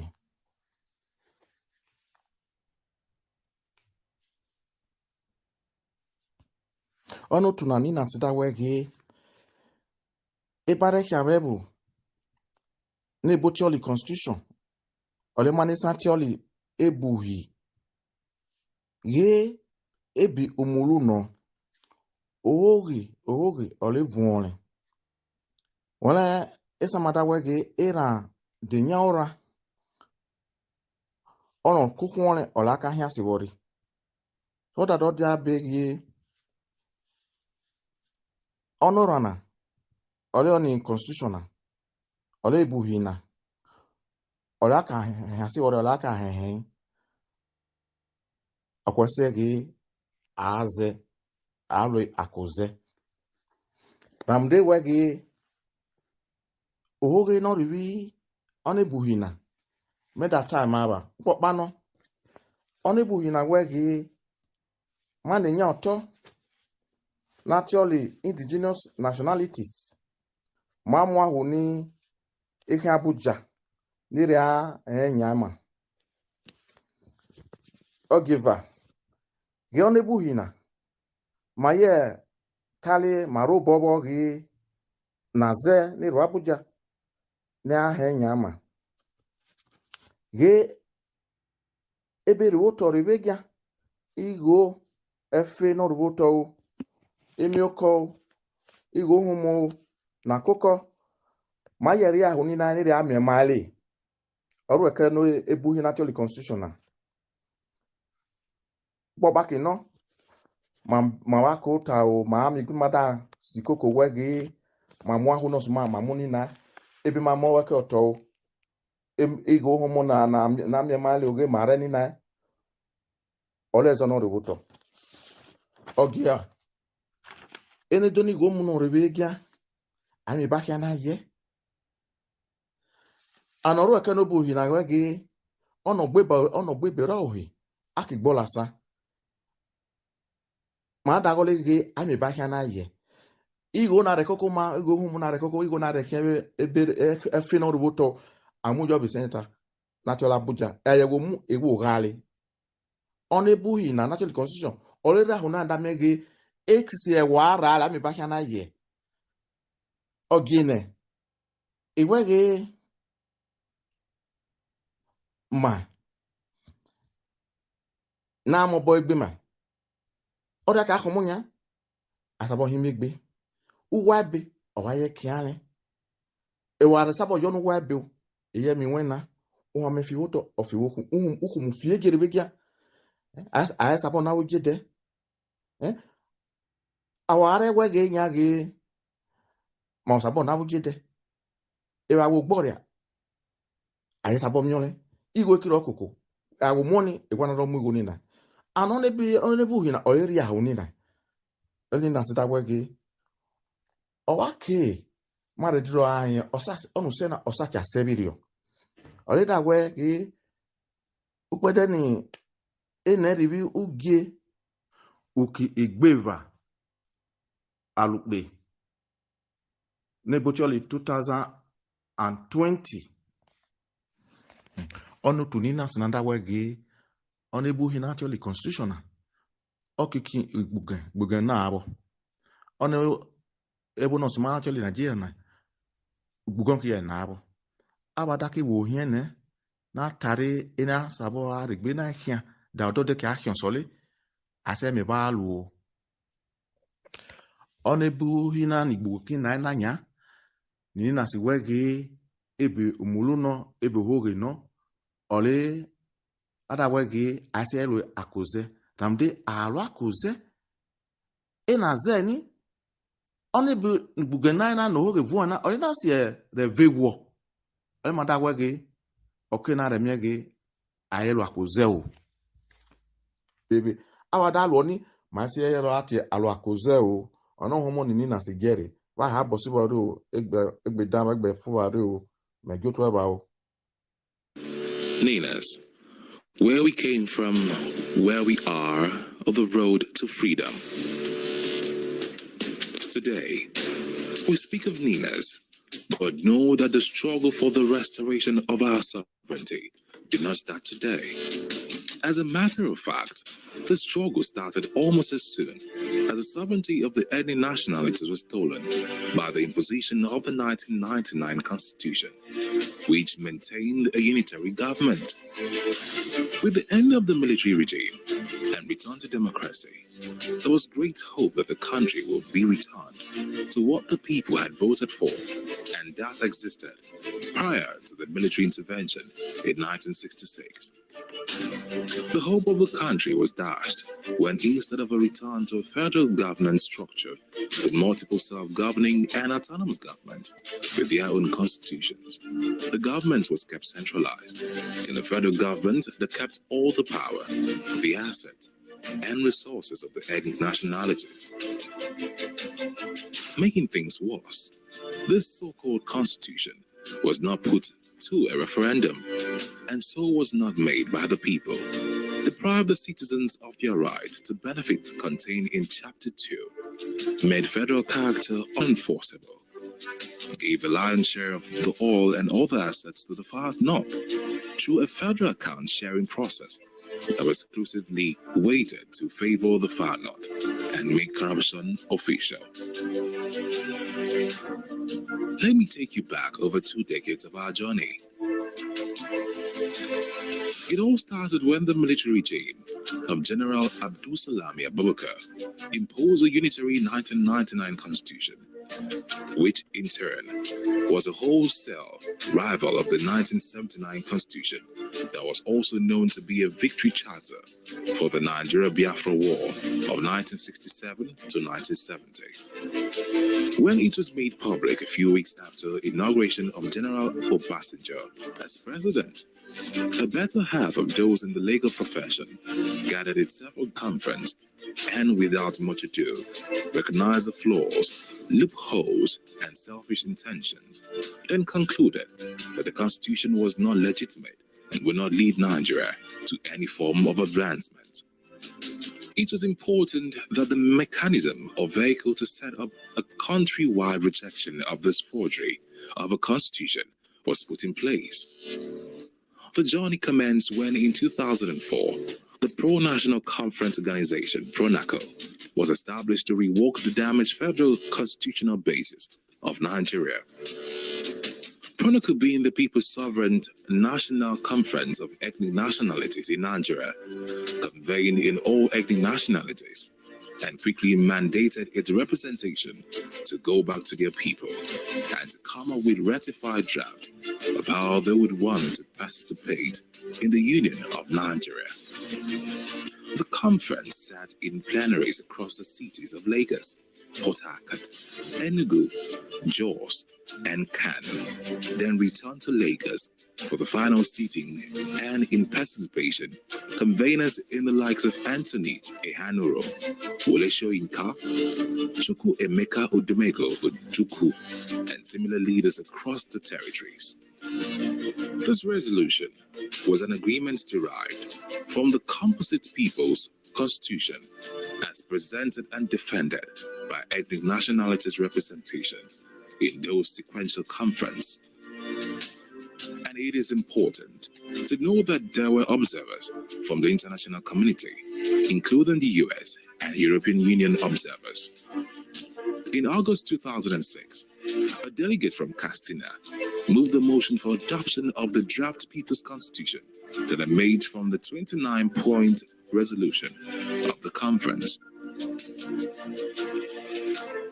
In furtherance of the PRONACO consensus to restore the federal basis of the Nigerian Union, in 2007, the Movement for a New Nigeria was set up as an enforcement of the consensus at the time to exclude the 12 contiguous northern states that had introduced and embraced the Sharia legal system against the secular basis for Nigeria. The Allies had insisted that democracy and Sharia system could not coexist in the same political space, hence the need for a new vehicle, the movement for New Nigeria. On the 23rd of May 2007, MMN, through its legal counsel, filed a suit at the Federal High Court Abuja to challenge the legitimacy of the imposed 1999 Constitution, seeking the termination of the entire Constitution. At the court hearings, which had the Attorney General of the Federation representing the federal government, legal representation of the National Assembly, and others, admitted the people case which they could not defend the challenge, but insisted that the plaintiff had no locus standi. In English, the plaintiff had no status at law to bring in the case to challenge the legitimacy of the 1999 Constitution. Having acknowledged that the restoration of the people's sovereignty did not need the participation or permission of government, the joint multi-regional vehicle instituted the MMN Lagos Declaration 30th of June 2011, by which the Allies partner blocks, the Lower Niger, South-South, and Southeast, the Yoruba land, and the Middle Belt publicly rejected the Caliphate-imposed 1999 Constitution, mandating regional self-determination actions which included referendum and international outrage. In furtherance to the mandate of the MMN Lagos Declaration, the people of the Lower Niger on the 27th of April 2015 held the Solemn Assembly in Port Harcourt City to wholly repudiate the 1999 Constitution. In that assembly, the 1,885 ethno-linguistic map of the Lower Niger was adopted as a geographical basis of federating. The Assembly mandated the distillation of character of relationship as well as asset protection and guarantee scheme to protect the asset of the indigenous people in other blocks of Nigeria. On the mandate for international outrage of the MNN Lagos Declaration, and LNCT visited Capitol Hills, Washington, to make a case for the termination of the operation of Nigeria's 1999 Constitution at the special congressional event on Nigeria in May 2015. The team also made informal consultation for the same matter at the UN headquarters in New York in the same year. 2 years later, still in furtherance to mandate of the MNN Lagos Declaration, the Yoruba indigenous people held the Yoruba Solemn Assembly at Ibadan on the 7th of September 2017. The Assembly publicly repudiated the 1999 Constitution as the basis of the Federation of Nigeria and proclaimed the self-determination right of the Yoruba land to reclaim autonomy of Yoruba land.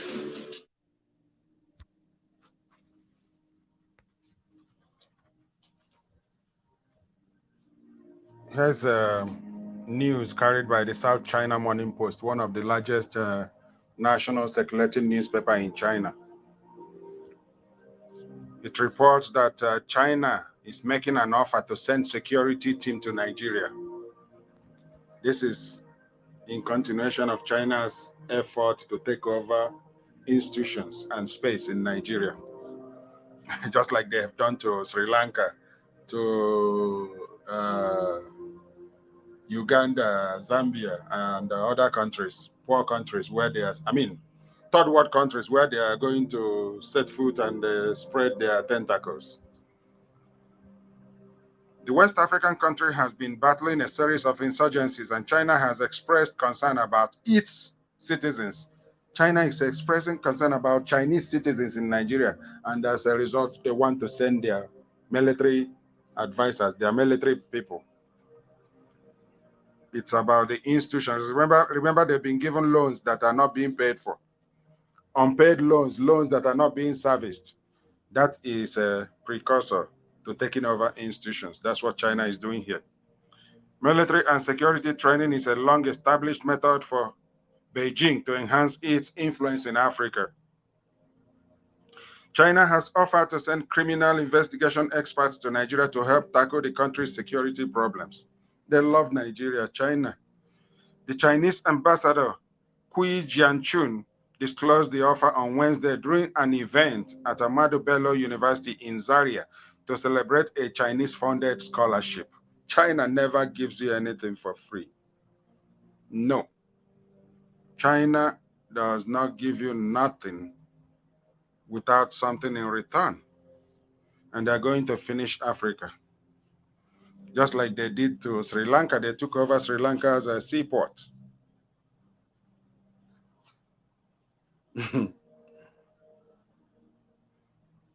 The same evil China is opposing UN probe of Tigray abuses by the government in Ethiopia. That's the type of country China is.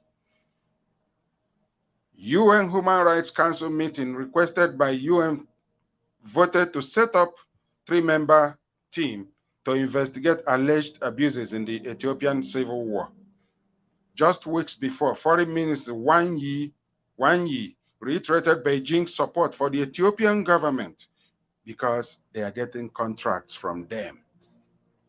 Current government of Ethiopia gave China contract to build, one of the contracts to build rail line that ran from Addis Ababa to Djibouti, because at the departure of Eritrea, Ethiopia became landlocked. China built that rail line on loan, and they provided the workers too. China.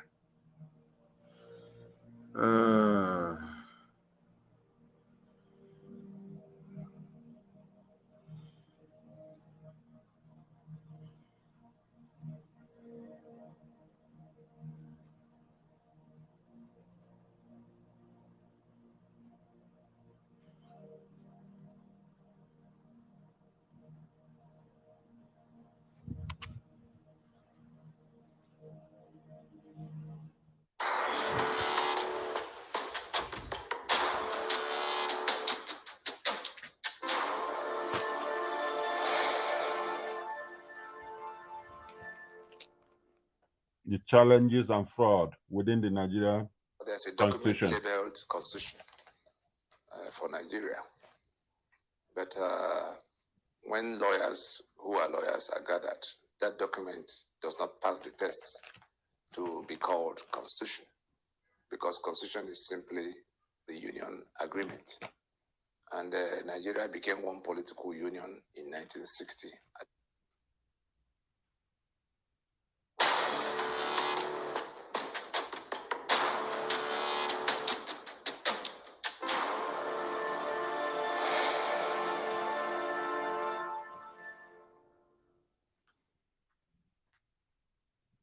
The collapse There's a of the union document agreement. labeled Constitution for Nigeria. But when lawyers who are lawyers are gathered, that document does not pass the test to be called Constitution, because Constitution is simply the union agreement. And Nigeria became one political union in 1960 at independence on account of some agreements that were reached between the constituent components to become one political union. And those agreements that were spelled out in Lancaster House in 1959 eventually were products of the discussions that happened all through 51, 52, 53, when something extraordinary compelled a choice to be made on the kind of union, on the kind of partnership the otherwise independent regions that the British had governed separately will be entering at the point the British will leave. And the crux of that agreement, of that union agreement, was that there would be a federation of autonomous regions. The Western region, we remember, had their own constitution as far back as 1957, while those discussions were already going on, because what I said about 1953, 54 was when the push for independence had come to the point where, one of the ringleaders, Enohoro, moved the motion for independence of the floor of the parliament. The northern delegation of the time opposed that motion, saying that the northern region of the time wasn't ready to go to independence at that point. What was their reason? Ahmadu Bello spelled out their reason. He said that they would require a certain level of autonomy in terms of control of their assets and their, their governance structures as condition for going into any kind of union with these other regions. That's the western and eastern region of the time. Now, Ahmadu Bello, on behalf of that northern delegation, listed 8 demands that will define the level of autonomy they will have in order to become a part of the Federation of Nigeria. It took all the way from that 1953, because the meetings then began in 1954, for how that federation, that coming together on the basis of regional autonomy as defined by those 8 points. It was those 8 points that eventually, shaped the kind of the depth of the level of autonomy, what the regions will be able to do, and what they will allow the Union Office to do. They now finalized in 1959 at Lancaster House. That autonomy that we're talking about began with the regions having their own constitutions, like countries who have, Germany will have its own constitution before going to the meeting of European Union formation. So the Western region got their own constitution in place in there's internal self-governance. The British allowed them to now begin to manage their own affairs in 1957. Shortly after, the Eastern region completed its own process. They were granted internal self-governance. 1959 was when the North finally got their acts together and had their own constitution and therefore their own internal self-governance. These 3 units then went to Lancaster House to finalize the terms by which they would become one country at independence upon the departure of the British. That was what delayed our independence from the time the motion was moved in 1953. And therefore, that level of autonomy in which the assets of the regions belonged to the regions, and they only contributed to the upkeep of the center for the limited, responsibilities they delegated to the center. The center was their union office. It was their own creation. The constitutions of the regions came first. The one that became the federal constitution was a matter of the regions donating powers. It was the powers they decided to delegate to the center at Lancaster in 1959 that became the contents of the federal constitution. And the money by which the center will function was to be contributed to them. 15% of their income was what they dedicated to, so you got your money, your assets were yours.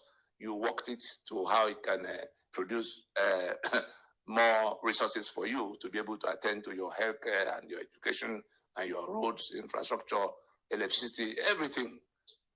We saw what Awolowo did in the West, scoring a lot of firsts. We saw what M.I. Okpara did in the East, putting Eastern Nigeria as the leading developing the leading economy, the fastest growing economy in the developing world at the time. Everybody built their own infrastructure.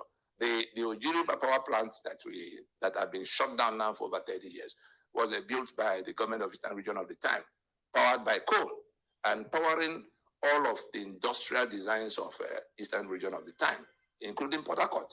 Oil and gas came later. The North also, they went into their own, they did agriculture, they did hides and skin. You heard about granite pyramids. When Western region built a university in Ibadan, the East built, the East built its own UNN, and then the North struggled and built Ahmadu Bello University. That was the kind of healthy competition that was going on at the time. Everybody trying to outdo the other, but it translated to only one thing: development for the people. And you prioritize what you wanted. And so, if you prioritize wrongly, the outcome is here for everybody to see. And so, that was the kind of thing that got them, moving fast and well until the accident of 1966, when the coups, when the military struck, and then those constitutions were taken down And that was the end of that federation they agreed upon. Every other thing had been in position since that time to date. And therefore, we don't have, the union agreement is what is in distress, what has gone bad. If we don't fix it, I tell you, the union is at an end. End 1999 Constitution. Political parties close shop now.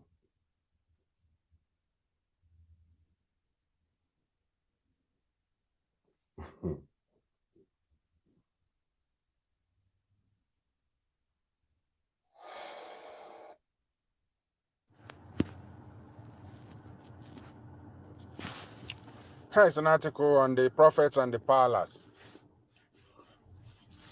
When Dr. Francois Duvela, better known as Papa Doc, held Haiti and his notorious secret police, Tonton Makute, and voodoo gangsterism, when children in poverty-stricken Haiti had become so plentiful and so cheap that mothers openly sold their kids for 40 cents, an equivalent of less than 200 naira.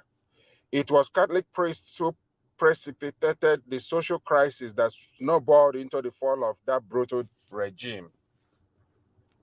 2.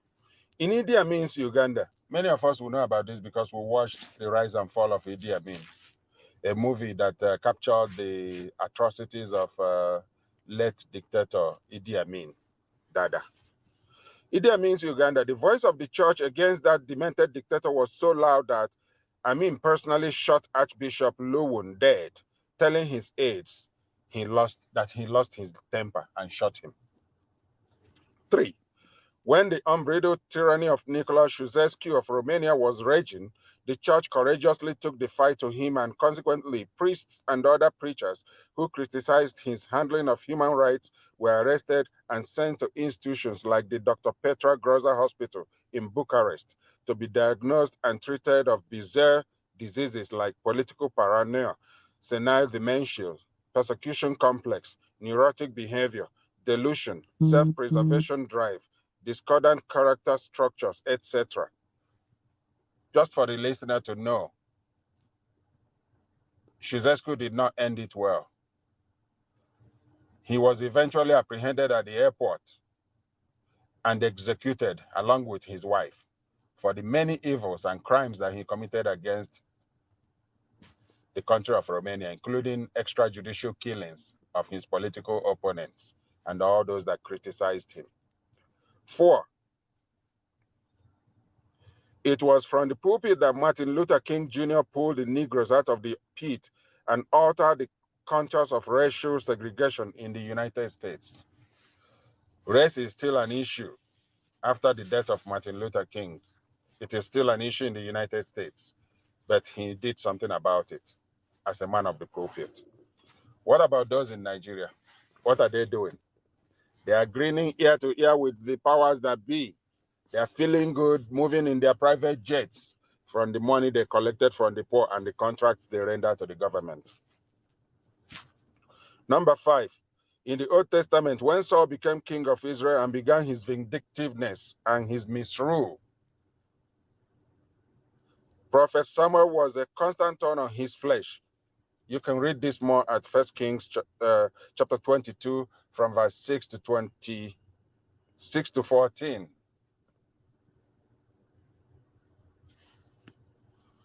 When David, number 6, became king after the death of Saul, Prophet Nathan became the conscience of the nation. Remember how Prophet Nathan confronted David on the killing of Uriah and the taking over of his wife.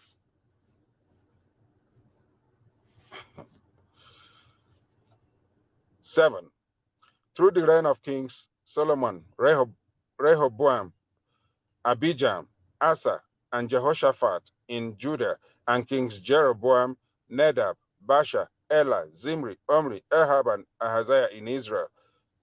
This was after the breakup of the country into two. There was prophet Ahijah, Jehu, Elijah, Elisha, Micaiah, and others who were continually persecuted and even killed because they remained forthright in their watch over those men making political decisions. I must add that Prophet Jeremiah was actually tortured, detained. He was in underground detention cell when Israel was invaded by the armies of Nebuchadnezzar that eventually destroyed the country and took them into exile for 70 years. Jeremiah remained steadfast even while in detention. And the king that put him in detention had his eyes gouged out. In the New Testament, John the Baptist had a brush with King Herod after criticizing Herod's taking over of his late brother's wife. John was arrested, imprisoned, and later beheaded with his head on a platter for birthday to the daughter of Herod's girlfriend. Number 9, almost all the apostles of Christ were dogged after, persecuted, locked up, and some executed, or some thrown into hot boiling oil. Not because they were common criminals, but because of their unrelenting striving to hold power accountable. 10. In the days of yore, when the powerless heard that the prophets were coming, the polished oak tables trembled right inside the palace. Today, the church and the shepherds seems to be reading another scriptures. Rather than be the conscience, the church has either given up or is busy hating. 12. Those who are vocal are either supporters of one side of the looters or the other side, either hating because their benefactor is out or supporting because their benefactor is in. None support the masses. Nobody cares about the people. Nobody cares about the people. And it came to pass that even the laity, the congregations, are not in a hurry to ask for more than what they are getting from the pulpits. The pulpit has become the point of duping our people and misleading them. Nay, they want more, but more of the same. Wake up, pulpit. Drop a pinch of salt on the tip of our tongue and let us feel the taste again. Let the pulpits pull us out again out of the pit. This was written by Citizen Abajalingo with some input from me, Stephen.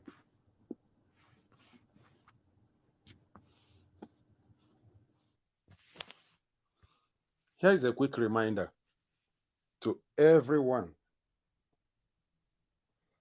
in Nigeria or outside Nigeria, everyone related to the country. The powers to make a new constitution, are in the hands of the indigenous peoples. It has nothing to do with National Assembly or any part elected or government appointed or imposed persons. Constitution making has 2 stages. The first stage, number 1, is referendum or vote by the various regions to agree to be in the same union country with indigenous peoples from other regions. This referendum is explicitly the business of each region and again has nothing to do with so-called National Assembly or federal government. Stage 2, number 2, if the referendum vote is in favor of federation to form a country, different regions now, to form a country, then the indigenous peoples will elect among themselves those who will represent them to craft the constitution in conjunction with representatives from indigenous peoples from other regions. That's how countries are brought together, like different countries, different regions, different provinces, different states come together to form their own country, to form a larger union that becomes country. Otherwise, those individual regions, they are nations on their own without the union. If the referendum vote is in favor to federate, to form a country, Then the indigenous peoples will select among themselves those who will represent them to craft the constitution in conjunction with representatives from the indigenous peoples from other regions. The crafted constitution will be subjected to national referendum before it is adopted as a binding document. Again, this process has nothing to do with National Assembly or government appointees. This is how other countries that are doing well today are. This is how they came to be.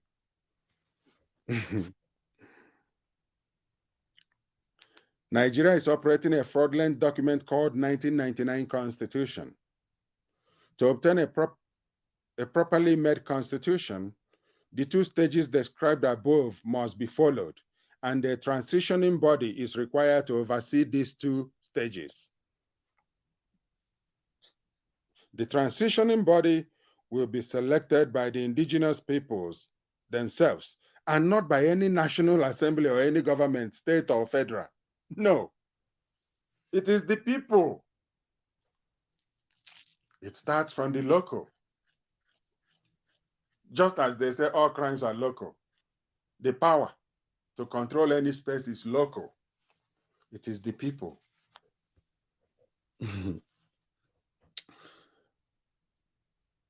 This is the message of NINAS, and we believe it is achievable through the alliance of the South and Middle Belt of Nigeria. Everyone is therefore encouraged to join NINAS through your regional platforms, blocks, example, Lower Niger Territory, represented by the Lower Niger Congress, Middle Belt Forum, representing the Middle Belt, and the Lanomo Odua, representing the Southwest.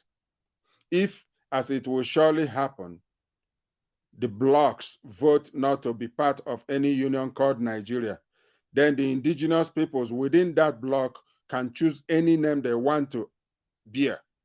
But it must be a name which is agreed by all and not because a particular section wants that name or that they a particular section wants that name or that they feel the name has been existing for 1 million years, and whether the other constituents like it or not, they must bear that name. No, it doesn't happen that way. Referendum is an inclusive exercise. The people have to make up their mind where they want to be, what name we want to bear. It's not imposed, never. Personally, I don't have any problem with the name Biafra, but it must be acceptable to all and not forced on any ethnic nationality.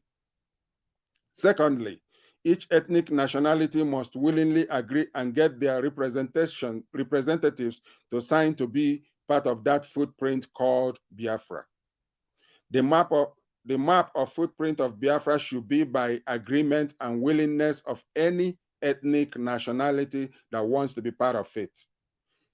Imposition of Biafra or by any other name, by any other group,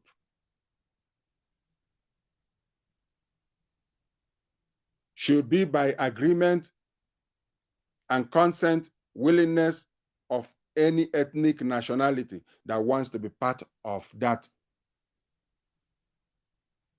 nation. No imposition will work. It's just like Nigeria. Nigeria cannot be imposed upon the people. And so also no other thing can be imposed after we get out of Nigeria or as we're trying to get out of Nigeria. So it's still power to the people.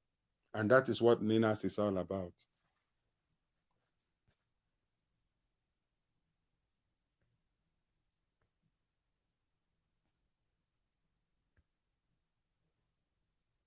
No society wants you to become wise. It is against the investment of all societies. If people are wise, they cannot be exploited. If they are intelligent, they cannot be subjugated. They cannot be forced in a mechanical life, to live like robots. They will assert their individuality. They will have the fragrance of rebellion around them. They would like to live in freedom. Freedom comes with wisdom, and no society wants people to be free.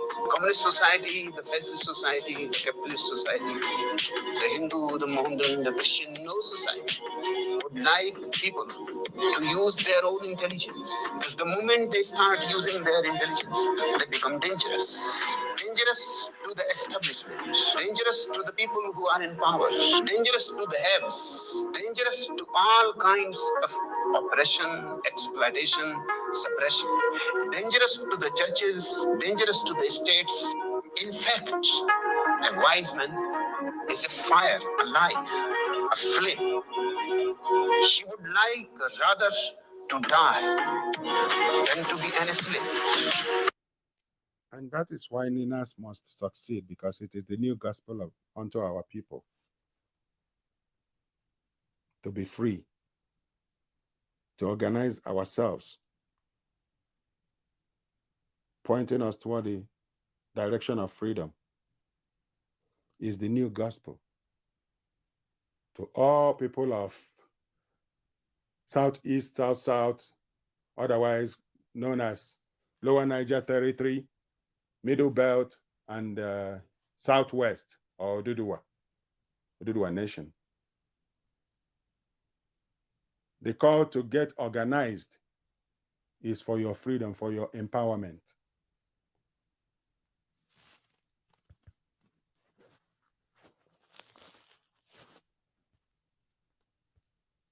That's what it's all about.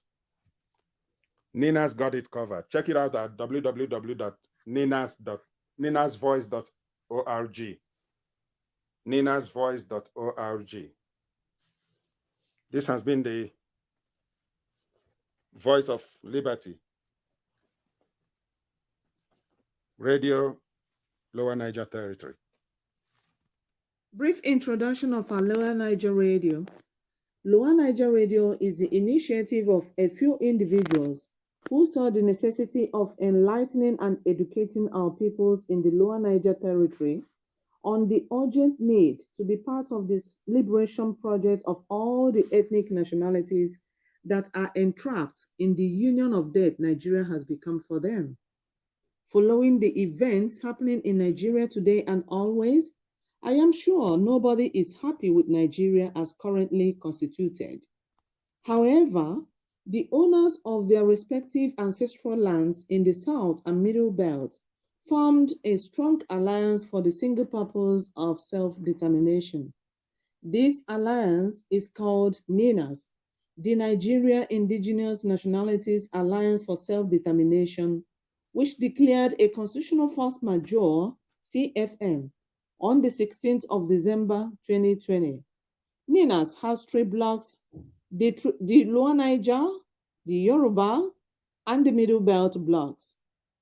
NINAS cannot be pensioned without connecting it to the Lower Niger Congress. So, seeing and recognizing the enormous good work the Lower Niger Congress had been doing all these years, these few individuals formed a media team to help the Lower Niger Congress bring these messages of hope, trust, and truth to all our peoples in our homeland. These peoples include Anang, Ibibio, Efik, Ishan, Ijaw, Idoma, Igbo, Kalabari, Bini, Itshekiri, Urobo, Obolo, Ogoni, Ogoja, Ugep, and so many others. Join us today and be part of the People's Revolutionary Movement for total freedom from the oppressive and brutal caliphate-imposed document called 1999 Fraudulent Constitution. Power belongs to the people. Lower Niger Radio is your voice of liberation. Small, intellectually, politically, and economically insignificant Africa. But is that really true? Now, here are the facts. Africa has a total area space larger than all of Europe, China, and the United States of America combined. Yes, it is 3 times the area of China, 3 times the area of Europe, 3 times the area of United States of America, meaning you can transplant China, Europe, and United States, and several other countries on the Africa continent, and they will fit neatly. Africa is 30.5 million square kilometers and a youthful population of 1.3 billion inhabitants. China is 9.6 million square kilometers and 1.4 billion inhabitants. India has a total space of 3.3 million square kilometers and 1.4 billion inhabitants. Now, yet, Africa is projected as overpopulated, and pressure mounts on Africans and their leaders to depopulate. Why? Why? Now, please note, Africa is home to 60% of the world's arable land, 90% of raw material reserve, 40% of gold reserve, 33% of diamond reserve, 95% of platinum reserve, and holds the largest bauxite reserves in the world. Of course, in addition to manganese, woods, uranium, crude oil, and others. Yet, the continent is touted as the poverty capital of the world and ripe for depopulation. The question is, why? Well, President Jacques Chirac of France provides an illuminating insight.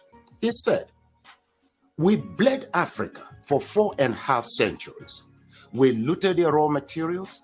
Then we told lies that the Africans are good for nothing.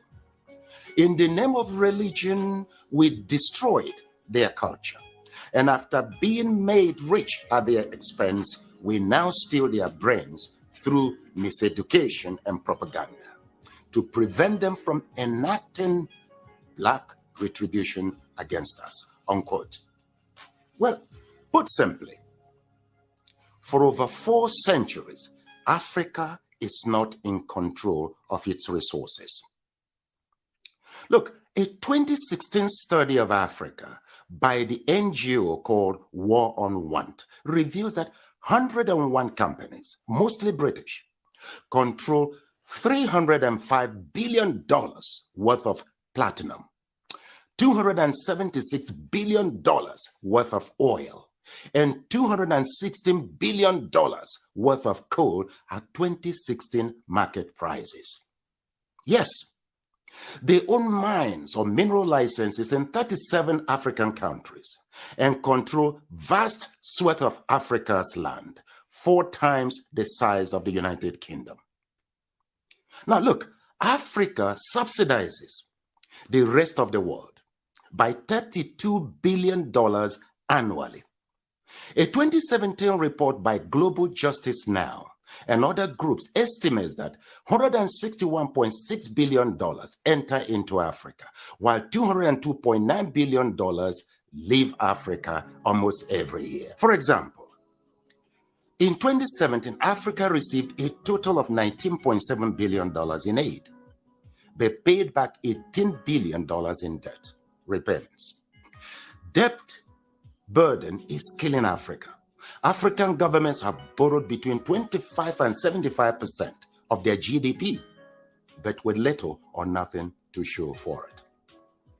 Africans in the diasporas remit not less than $32 billion annually, but multinational companies siphon $32.4 billion in profits and illicit financial outflows. Look, an estimated $29 billion are stolen via illegal logging, fishing, and poaching annually. How can any continent, country, or people accumulate and sustain wealth, growth, and prosperity with such statistics? That's a great question. Well, look, hopefully, now you know your Africa better. Edmund Mbiaka once wrote, "Peace of mind always comes with knowing who you truly are, where you currently stand, where you positively need to be, and strongly believing in its possibility." Africa needs to control its resources, no doubt.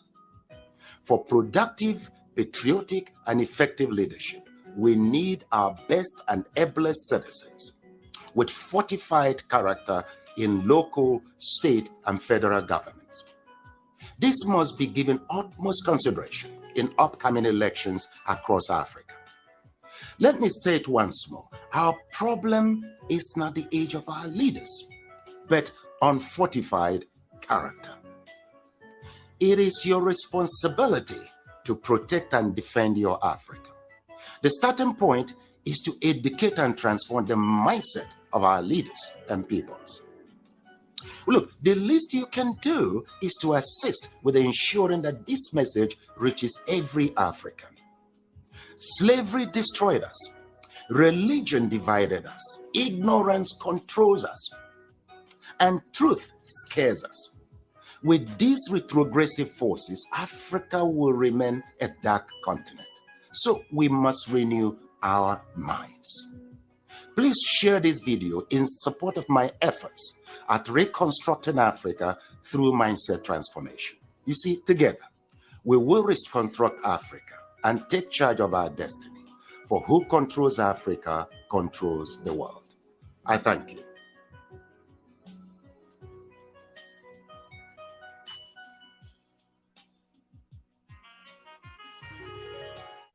Anything that will make you depend on this country called Nigeria, you are finished. You are doomed. Because you are suffering, you are smiling. Don't punish the people that went and nominate the Jagaban of Lagos, Tinubu.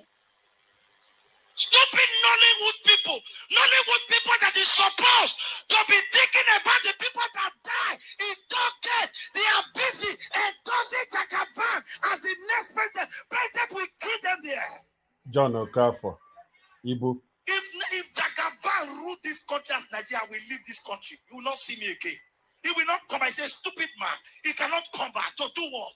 Old man like that.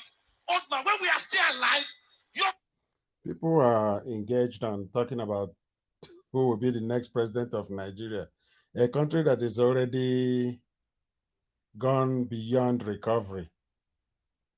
I mean, what is Tinubu trying to do? Or who else?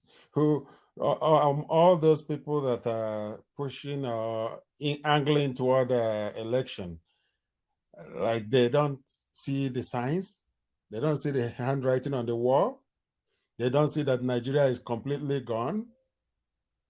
People are pathetic, like they are ready to do whatever because they don't care, they have no regard for the people. anything that we, Sabi, anybody that we endorse Tinubu, that person family, that will not enjoy 2022. That's it. It's not over yet. Here is a prayer by the elders of Mbieri, where some criminals went to kidnap their Eze.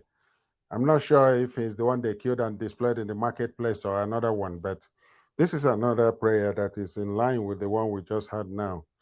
The number of people needs to be completely dealt with, and let these prayers come through upon them. Following the kidnap of Eze Madumere, the Eze of Mbieri, the Eze of Mbieri gathered at the Oriemberi to make incantations and prayers for the release of their fellow Igwe. The prayer itself is against all criminal activities by different groups and state actors across our land. May this prayer come true upon them. Amen.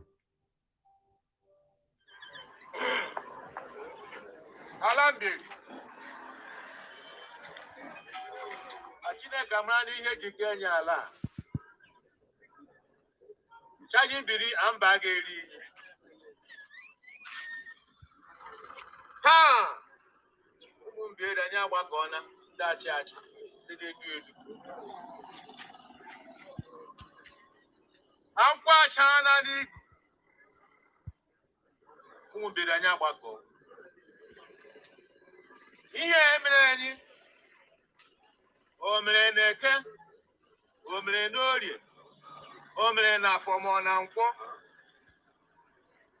Anyị si taa mberi bilie bilie bilie mberi ụmụ gị anya ebe n'akwa ndị agbụrụ izu jee jiri nwa gị otu onye ọchịchị enyi kei asị m ala mberi ekwerere ha choo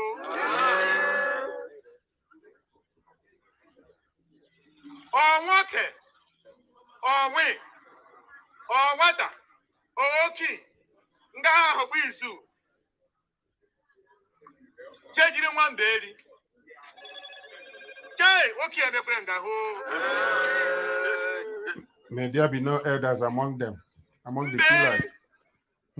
Anya kpoko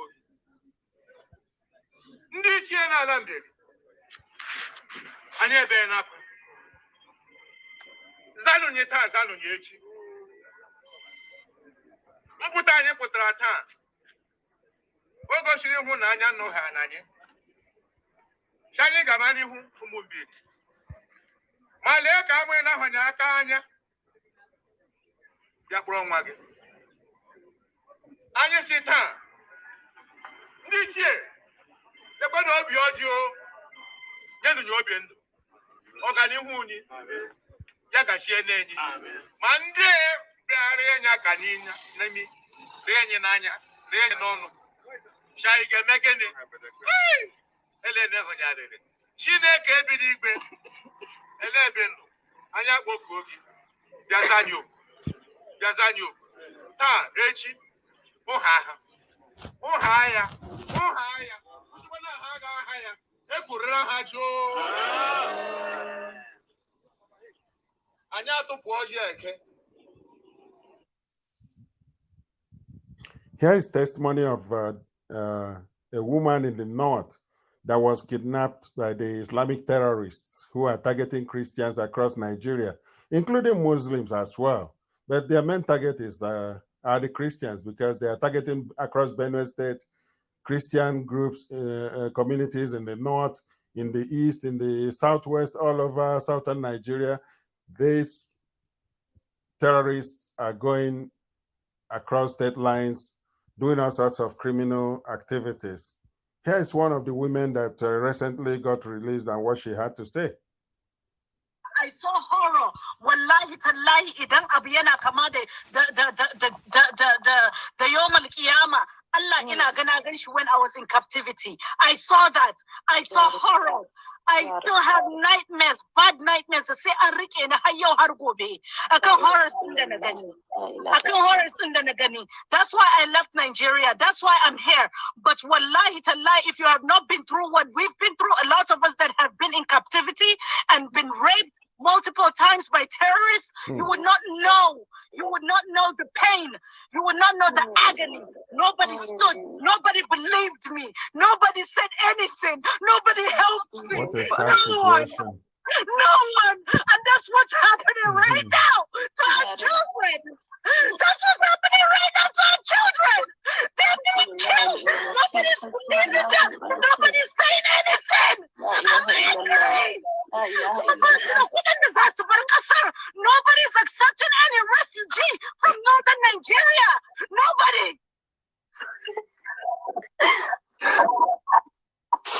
I was raped. I was raped by terrorists.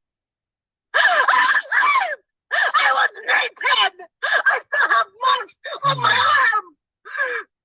I know what's going on. I know the pain. The Islamic terrorists are raping women, raping young people, everybody.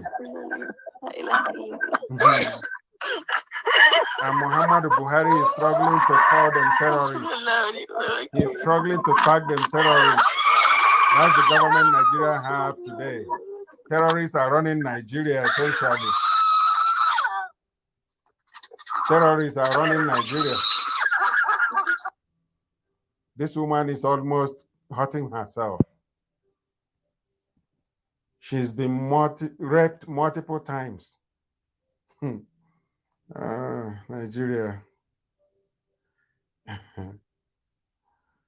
Nigeria has mortgaged her future.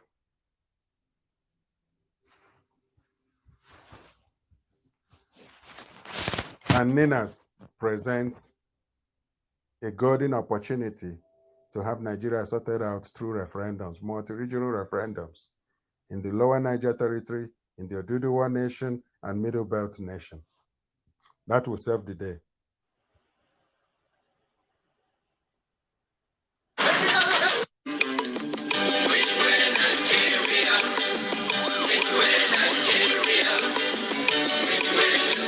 Behind the Middle Belt killings is Caliphate ethnic cleansing. Behind Niger Delta agitation is Caliphate seizure of oil and gas. Behind Biafra and Odua agitation, Caliphate imposed unitary Nigeria. Behind the Caliphate itself is the rogue 1999 Constitution. Elections 2023 is Caliphate push to retain the 1999 fraud. Nigerians, say no to any further election in the country. Let's take down the 1999 Constitution and save our people and our land.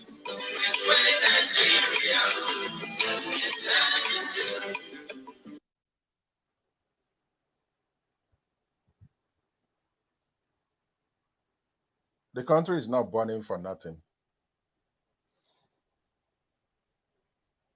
You probably have heard in the news in the last few days that a lady from the north, a Muslim lady, got crowned Miss Nigeria. And the reaction of the north is to send their Sharia police to arrest the lady. We're not in one country, and so we must part ways. Here is the parable of Europia, written by Femi Olufumilade. It touches on the very heart of the problem. Meanwhile, NINAS has given us the guideline, the processes that must be followed to get out of this mess called One Nigeria. Because we don't belong, really, we don't belong with the Ariwa 12 Sharia states. We do not belong. And we do not in any way impede them in following after their religious dictates. But the other question is, why are they standing on our way? Why are they being such an obstacle to seeing Nigeria peacefully sorted out?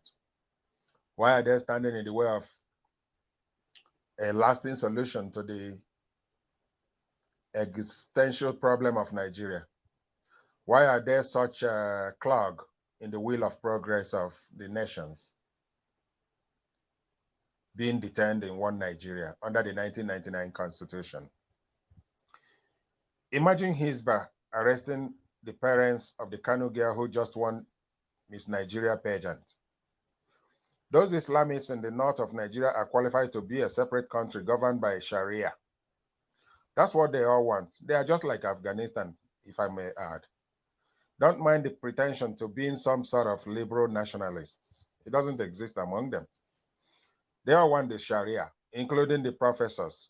They only differ on the type of extent because and the extent because each of the Islamic sects that are better among them claims superiority over the others.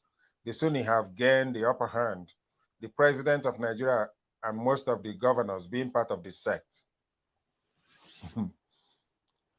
But the other sects too, including Boko Haram, have members in powerful positions, including the armed forces. They are the ones who undermine the fight against insurgency. As the Yoruba would say, the insect destroying the vegetable plant lives on it. Let them have an autonomous nation with their preferred and chosen constitution based on this Islamic law. I mean, we're very, very free-minded in this matter. We wish the North what they wish themselves, which is Sharia state, like Somalia, Afghanistan, that's Yemen. This is who they want to be. If eventually they decide to be like Saudi Arabia or Kuwait or UAE, we also wish them all the best. But we need to go through referendum to sort things out and get things going the right direction, at least for our people.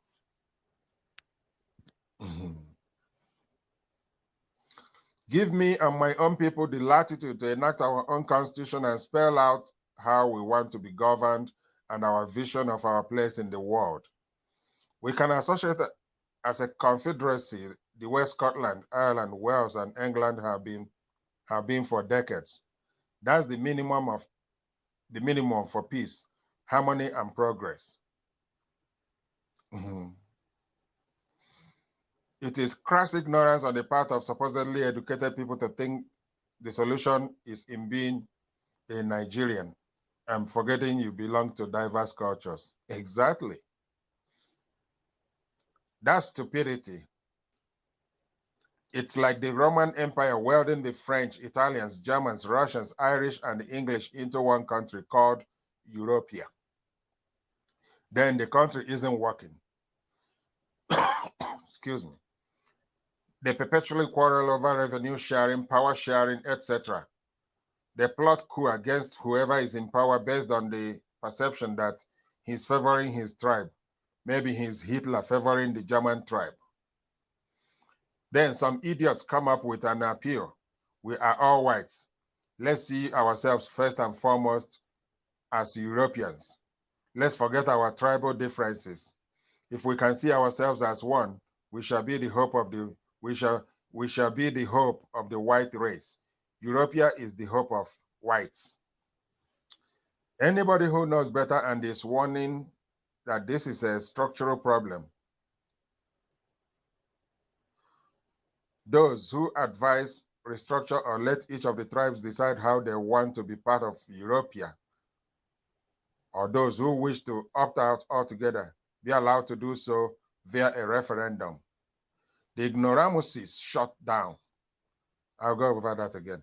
Anybody who knows better and is warning that this is a structural problem, those who advise restructure or let each of the tribes decide how they want to be part of Europea, or those who wish to opt out altogether be allowed to do so via a referendum. The ignoramuses shut them down. They called them anarchists until a day came after the centralized authority lost total control over security. Dozens of armed groups are springing up outside the control of government to provide security. Eventually, a bloody civil war breaks out because of an election in which the ignoramuses have placed the hope of a messiah being elected. While those who know better won, the ignorant and puffed up illusionists call them doomsayers because they are living across the ocean in safety.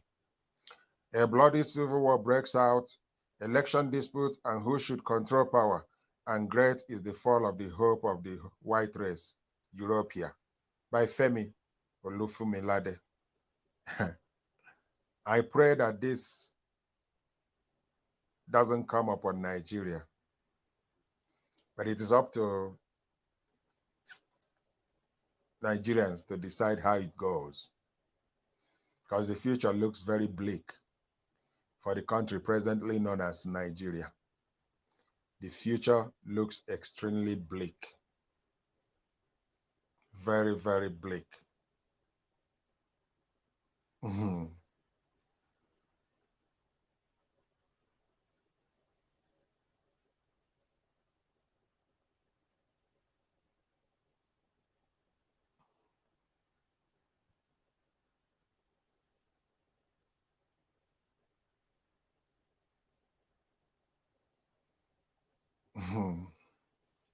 That's the parable of Europea and the call by Ninas on which way Nigeria, the call for referendum, the most peaceful way to get things sorted out and put this derailed train on the track again.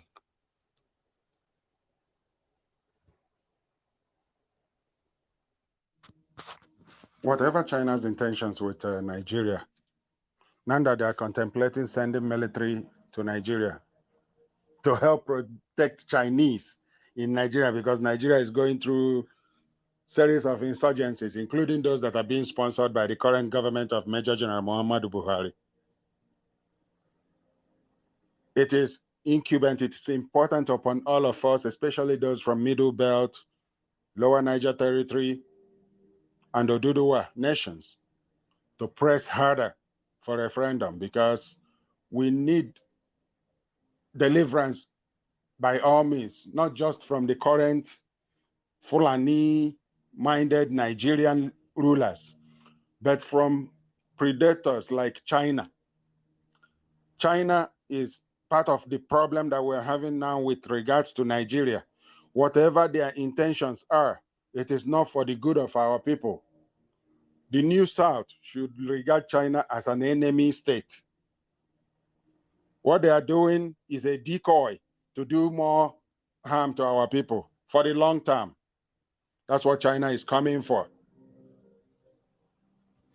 We should all go for referendum, press hard for referendum. We need referendum to set our people free. We need referendum to secure our space. We need referendum to stop the loan sharks from loaning to current terrorists minding Nigeria. We need referendum to protect our people and life and properties. We need referendum to secure the borders of our emerging nations. We need referendum to protect our people, to restore rule of law in our country. We need referendum to establish a country that has human rights to protect our people. We need a referendum for a country that our people can live in and be proud of mentioning to other people in other parts of the world. We need referendum to restore the dignity of citizenship and right to the land, ancestral people. That's not cheap. We need referendum to get to that and to give our people what they actually deserve, which is dignity and honor and respect. That's what NINAS is all about. That's what Lower Niger Congress is all about. That's what is at the crux of the matter.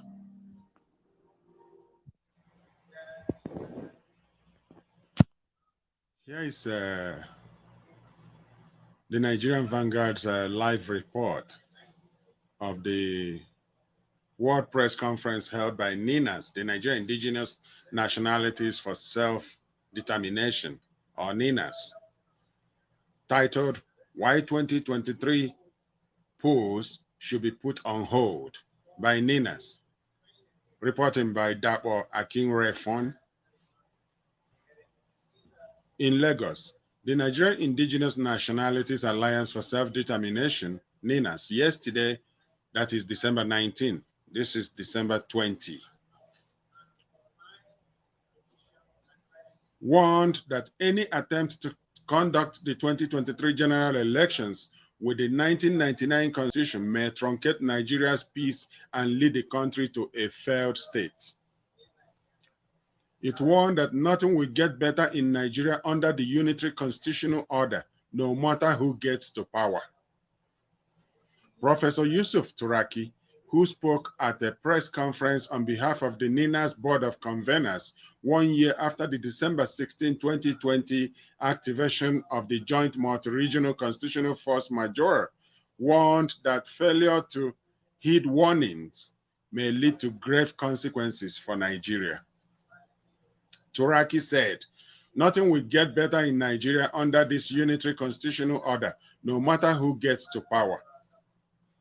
Let us all remind ourselves that whether we seek regional autonomy, resource control, or outright exit from Nigeria to become an independent sovereign state, the first order of business is the decommissioning and easing out of the 1999 Constitution.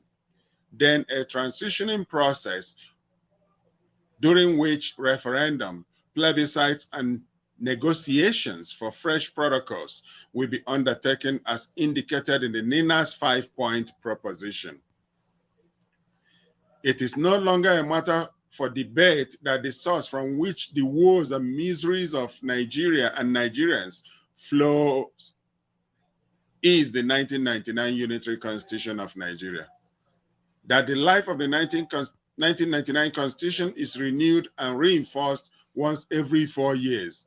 through general elections, that only political parties contest elections in Nigeria as declared by the Supreme Court of Nigeria in a governorship election seat from Rivers State, that all political parties in Nigeria subscribe to the 1999 Constitution and therefore contest elections under that Constitution.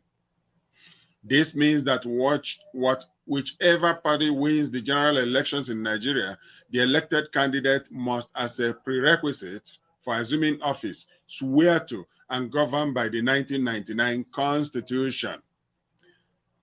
This further means that after each round of elections, the Constitution and all the debilitating structures and provisions erected by it remain intact, and so also the woes of Nigeria and Nigerians, getting only worse.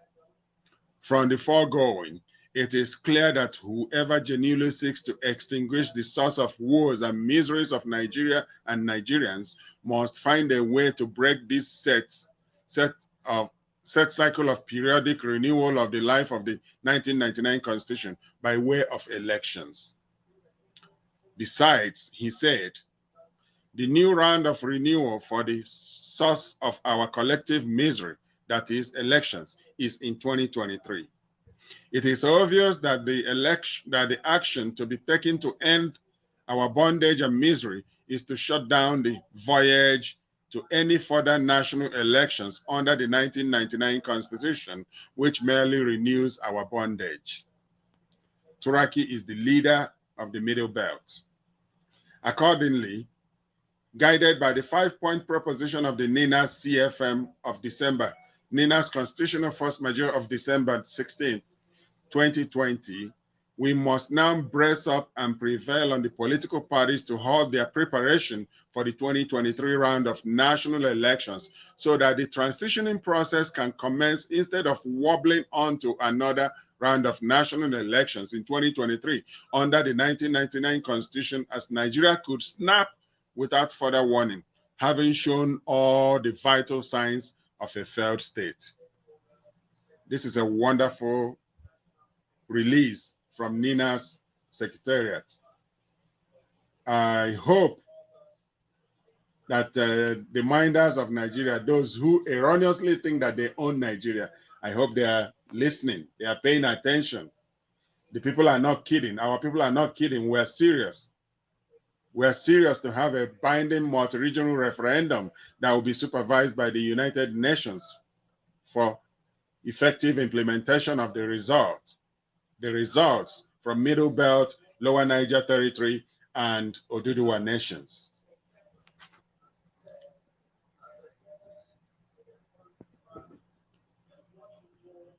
Notes on the self-determination goal of the NINAS campaign and the formations for the reinstatement of suppressed sovereignty, NINAS Secretariat, December 2, 2021.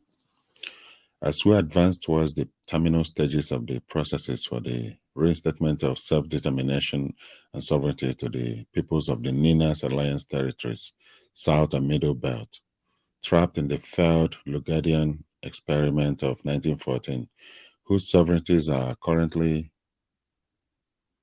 suppressed and subsumed under the suzerainty of unitary Nigeria, erected by fiat upon the fraudulent 1999 Constitution of Nigeria. It has become necessary to once more shed some light on the formations in which the reinstatement of suppressed sovereignties are being undertaken.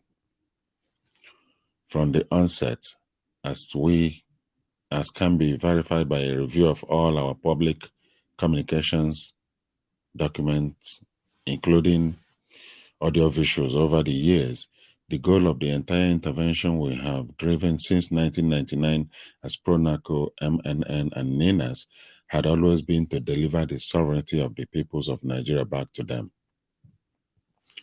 Subject to referendums and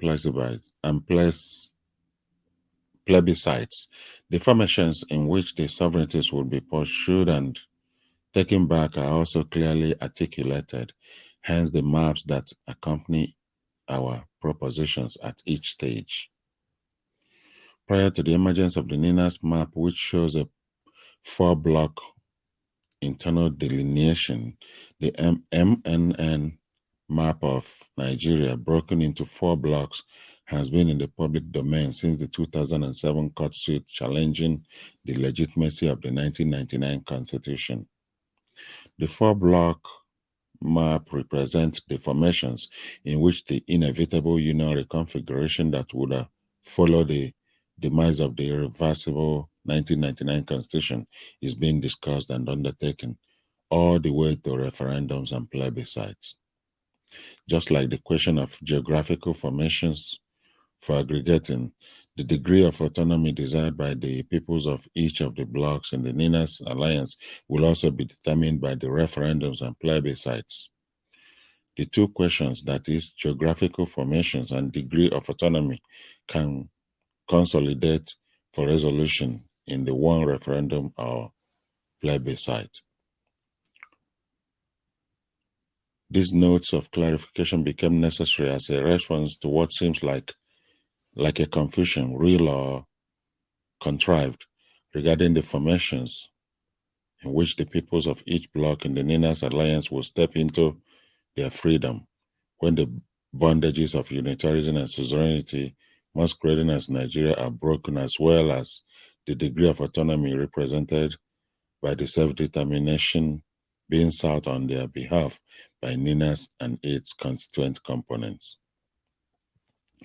All other arrangements regarding relationships between the various blocs in the NINAS alliance will be undertaken in freedom and self-determination, meaning that such arrangements will be determined strictly by agreements freely reached by the blocs, not by fiat or any form of imposition. May we request that those who understand these clarifications to please explain to others who may not. It is an important part of the liberation campaign to educate and enlighten the people seeking the liberation, as it has become clear to us that the ignorance of most of our people has been a great obstacle to our path to freedom, and that ignorance is being exploited by sundry mischief makers for all kinds of purposes, including quick gains.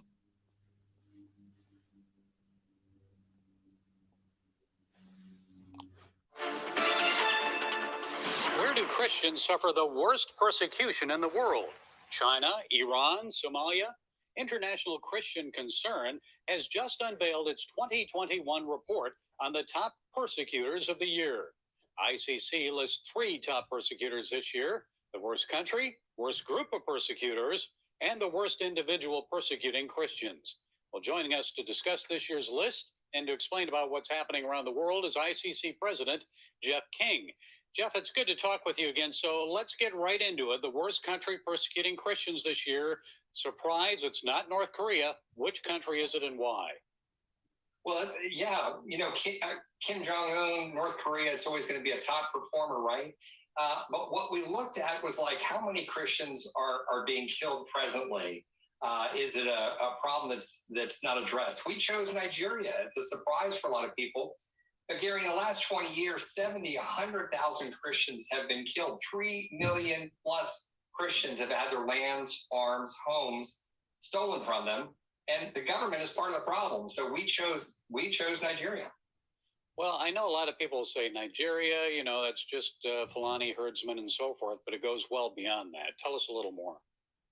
Well, this is the problem. We work in Washington, D.C., and we're working with the government. And so that's the line that comes from the Nigerian government. They want to frame this as a conflict between farmers and herders.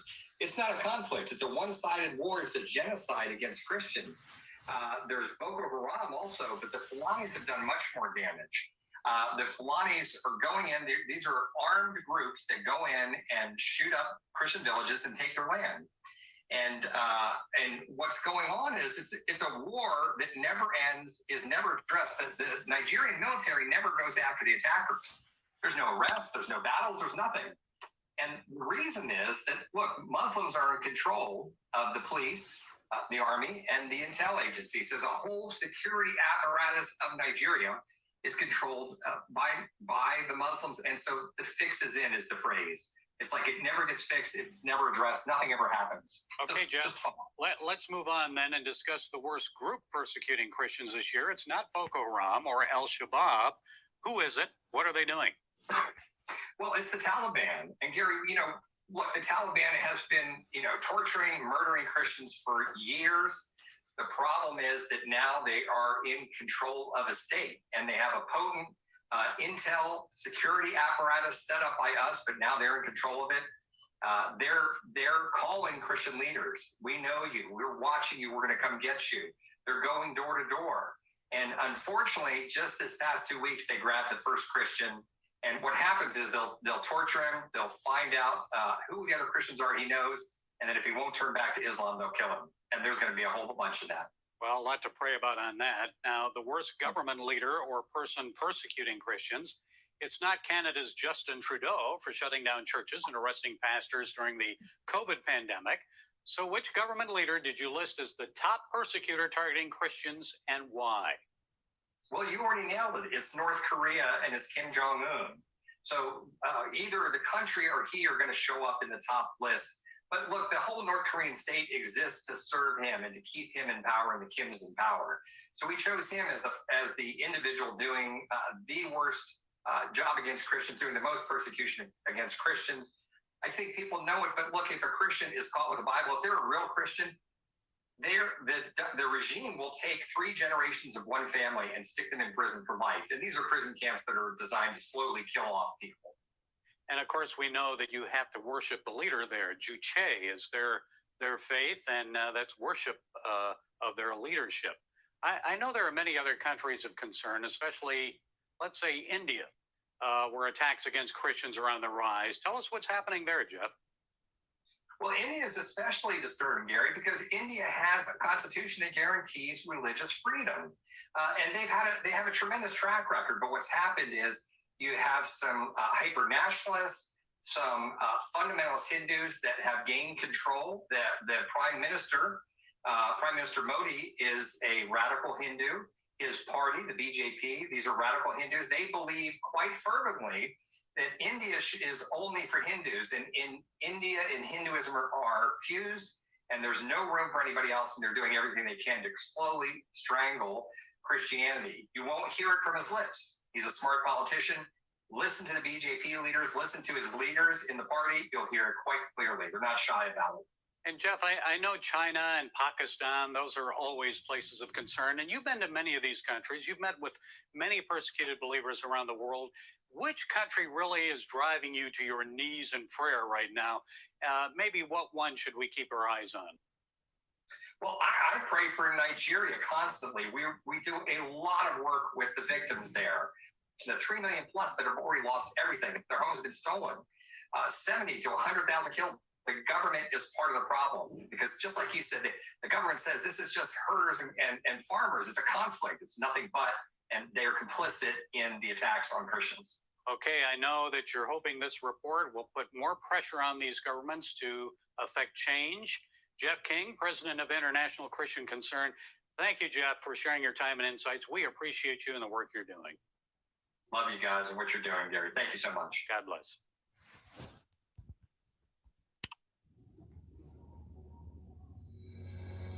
NINAS, the Nigerian Indigenous Nationality Alliance for Self-Determination, is an alliance of ethnic nationalities from the Middle Belt, Southwest, and Lower Niger region. On the 16th of December 2020, NINAS declared a constitutional force majeure against the illegitimate 1999 Constitution. NINAS demanded that the federal government acknowledge the constitutional grievances expressed by the ethnic nationalities, as well as begin the decommissioning of the 1999 Constitution, and no further election should be conducted on the 1999 Constitution until all grievances are resolved. To support NINAS and the constitutional force majeure, sign the petition at www.ninasffm.org/register to end 1999 Constitution now. To speak with NINAS, call the number 0823 425 4584 or 070 5924 9885.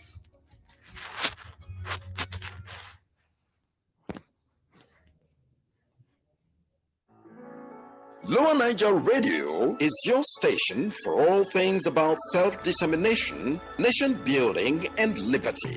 With all the challenges and insecurity in our ancestral lands, the survival of our peoples and the political arrangements they decide on is our goal.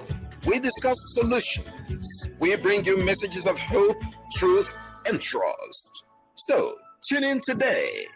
Lower Niger Radio is the voice of liberty for the ethnic nations of the South, South, and Southeast.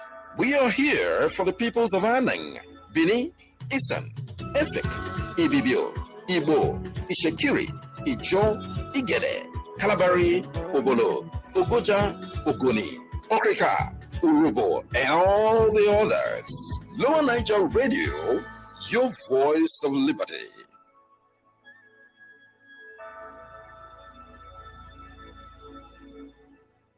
Notes on the self-determination goal of the NINAS campaign and the formations for the reinstatement of suppressed sovereignty, NINAS Secretariat, December 2, 2021. As we advance towards the terminal stages of the processes for the reinstatement of self-determination and sovereignty to the peoples of the NINAS Alliance territories, South and Middle Belt, trapped in the failed Lugadian experiment of 1914, whose sovereignties are currently suppressed and subsumed under the suzerainty of unitary Nigeria, erected by fiat upon the fraudulent 1999 Constitution of Nigeria.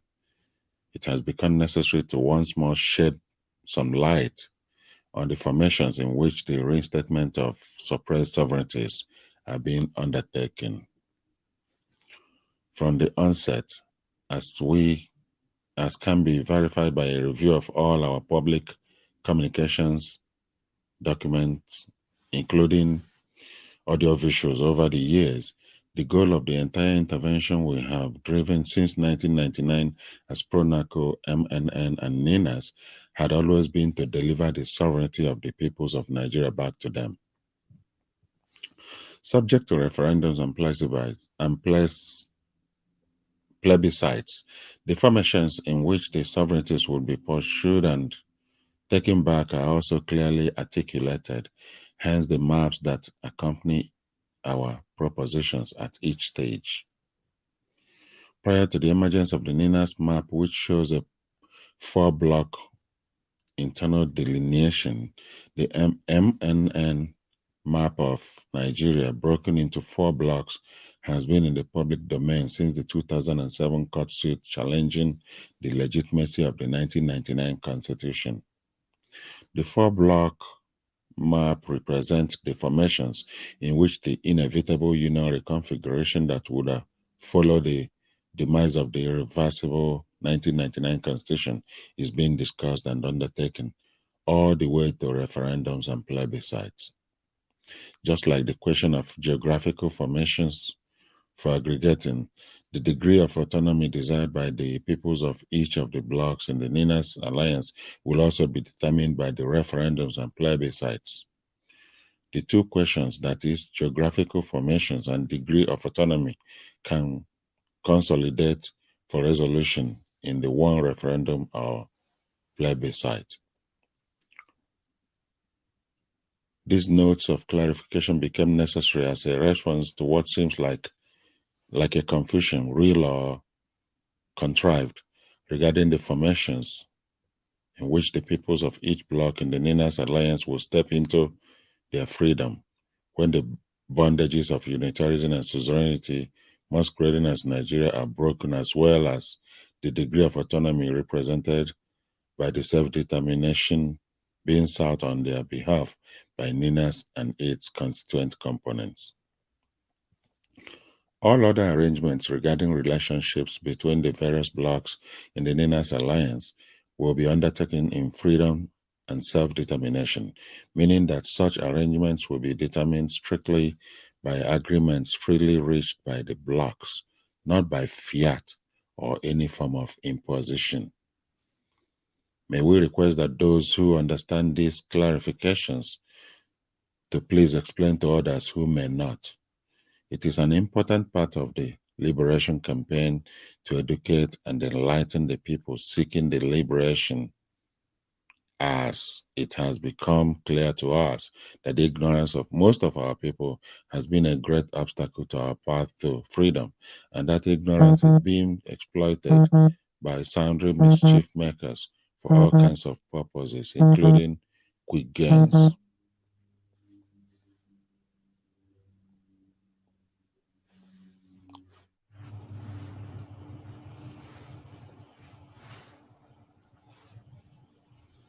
And the Nigerian Indigenous and Nationalities Alliance for Self-Determination are calling for a new constitution that will capture the needs of all ethnic nationalities in the country.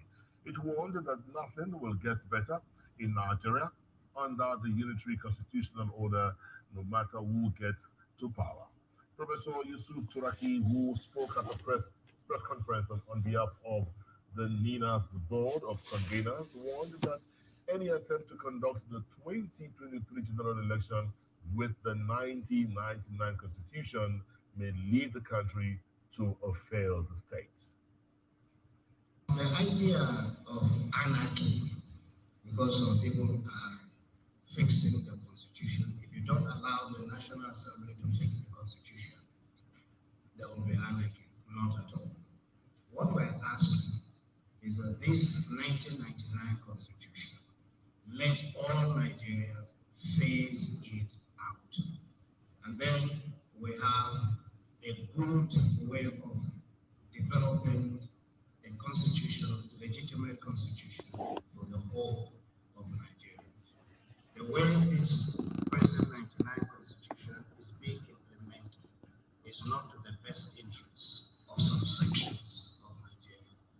Those politicians that are talking about elections under that constitution are telling us that our sovereignty is now with them.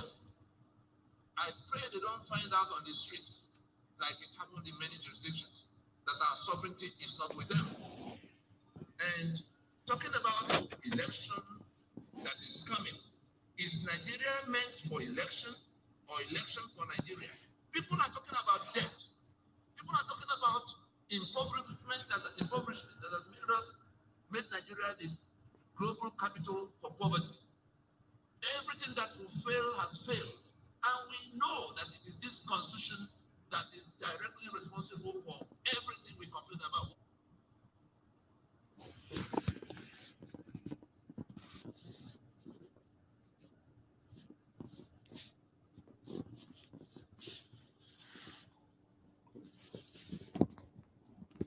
The constitutional force majeure and the countdown to the enthronement of the will of the people.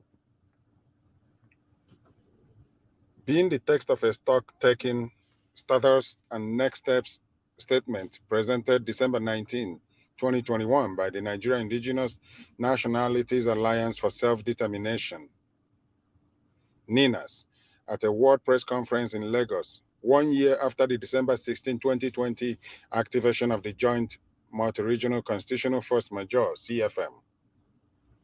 Team, terminating the fraud of 1999 protocols. Dear compatriots and gentlemen of the press,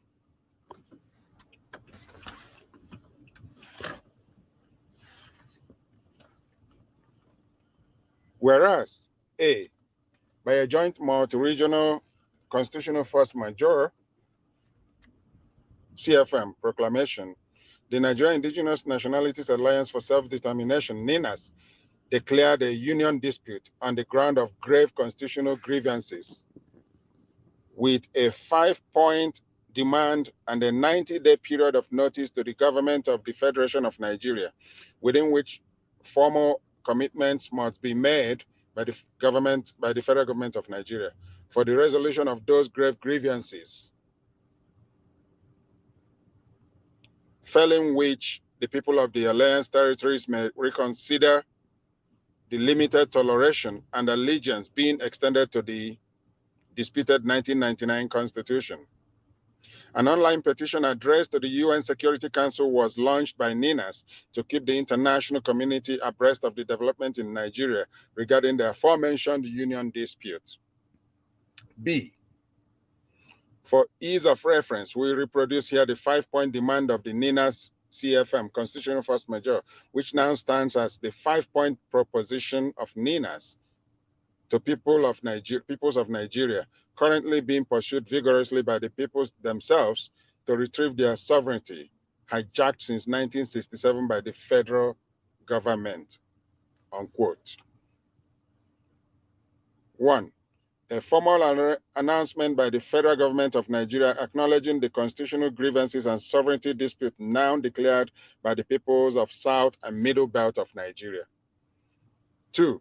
A formal commitment by the federal government of Nigeria to the wholesale decommissioning and jettisoning of the 1999 Constitution as the basis of the Federation of Nigeria, as was done by the government of apartheid-era South Africa in 1990, to commence the process by which the apartheid constitution of the then South Africa was eased out.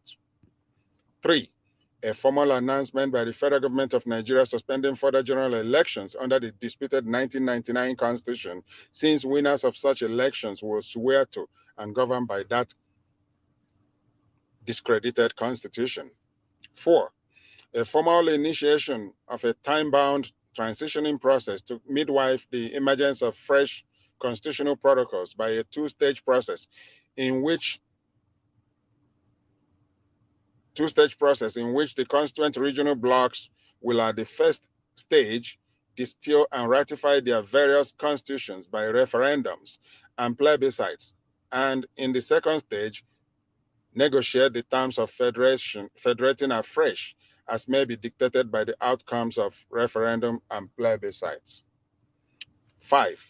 A formal invitation to the peoples of the South and Middle Belt of Nigeria to work out and emplace a transitional authority which shall specify the modalities for the transitioning process, including the composition and mandate of the transitional authority, as well as the time frame for the transitioning and other ancillary matters. At the expiration of the 90-day notice, March 16, 2021, a 30-day period of consultations was extended to the state governors and other elected officials from March 17, 2021, after which another 120-day period of consultations was extended to the peoples of Nigeria and the stakeholder segment of the international community from April 17, 2021. Concluded August 16, 2021. Thereafter, a million-man freedom march was staged at the UN headquarters in New York, September 14 through 24, 2021, during the 76th session of the UN General Assembly. D. The outcome of these notices and consultations has been spectacular and successful as they forced to the front burner a much more enlightened debate around the agitations for a grand reconfiguration of the damaged constitutional foundations of the distressed Nigerian Federation, producing a countrywide consensus against the unitary constitution of Nigeria. E. Specifically, the federal government of Nigeria, in response to the NINAS Constitutional Force Majeure, rushed to the National Assembly for constitution amendment. Here is Ahmadu Bello's mission statement and battle script of October 1960. October 12th, barely 11 days after Nigeria's paper independence, on October 1st of 1960. Here is what he had to say. The new nation called Nigeria should be an estate of our great-grandfather, Othman Dan Fodio. We must ruthlessly prevent a change of power. We must use the minorities of the North as willing tools and the South as a conquered territory, and never allow them to rule over us, and never allow them to have control over their future. This is 1960. Now consider how the North went to set up Sharia during Obasanjo's presidency. And Obasanjo, who has always been a slave to the Arewa, called it political Sharia. That was effective separation from Nigeria, but Obasanjo didn't react very well. Instead, he sent Nigerian military to go, the same Janjaweed soldiers, to go and kill off people of Odi and Zaki Biam, Now, or even the killing of mass members or imprisonment across Southeast. Now, this is how Nigeria has been going. Consider what this Ahmadu Bello said in 1960 to what Muhammadu Buhari is carrying out today. And you get to realize why Nina's movement is the way to go. The dominoes are falling for Nigeria. I mean, it's all going. You know, the union is going down. You know, so all that we're doing, we're buying time. But the country is already gone down the cliff. Only a multi-regional referendum will rescue the situation. Anything else is merely postponing the evil day. And that's very unfortunate. What can you say about the recent increase in the electricity tariff? Electricity tariff, it is appalling. That is the reason why I have been in a companions lacuna. Wow. Not a recapitulation. But let me tell you this, that it is Leka and Pongwatidos, that in a Lekotla, in an imbecile, flacidious, and innovative matters, we are excogitatedly ruminated. We also eat how the revidistical politicals move from budget disappearance to budget doctoration. Now, we are first deputating, exasperating, a rebarbating, and a homogeneous electricity tariff. And this tariff is imitating with a financial lobotomization. But I pray that this is not a nice acrimonious demonstration. Now, come to think of it, how dare they deplete the citizens of the ossiferous and vociferous modus vivendi? Enough of this vilification and solecism. This is execrably pugnacious, pestilential, and attenuating. Imagine the imbibition of the political rodomotives, which has kept us in an urgent humiliation. Why? Now, Nigeria is in a political somnambulism and molocution. Nigeria is in a financial and economic dantigism. Look at the way the game politics has become a vocabulary. What a political poly-poly. What a political hoity-toity. What a political foodie-toody. What a political hocus-pocus they have come. What a political jabberwocky. What a political publicum. What a political couple de call. Sir, with this concentration, I ask that you accept my pentination circumlocution. Accept my pentination circumabagos, gadulucans, and madulucans. But I will tell you this, I will not koto in their pivo. Thank you. I will refuse to koto in their pivo. Thank you.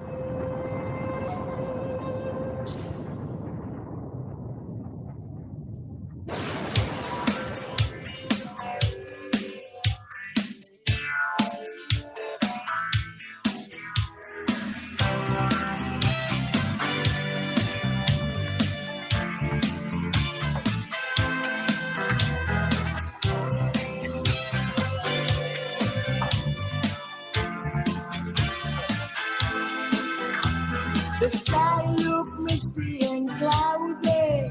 It looks like the rain gonna fall today. This morning I've been so in my sleep, waiting for the rain to drop and water it all. Oh Lord, hey. I'm a hungry man, and I don't wanna be hungry. You send down the rain to water up my sea.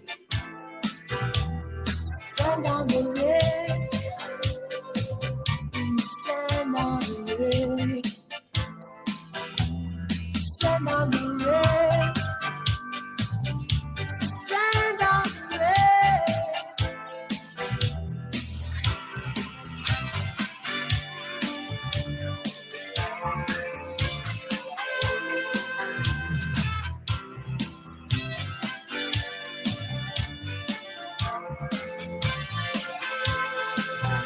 Everything in life has got its time and seasons, so you don't have to ask me why. You don't expect to sow cassava, to reap up cocoa. so rice, every part, cassava, whatsoever I sow in this world, more shall we. 'Cause I'm a living man, got a lot of work to do, send down the rain. Papa, papa, papa, yo, ya, yo, send down the rain.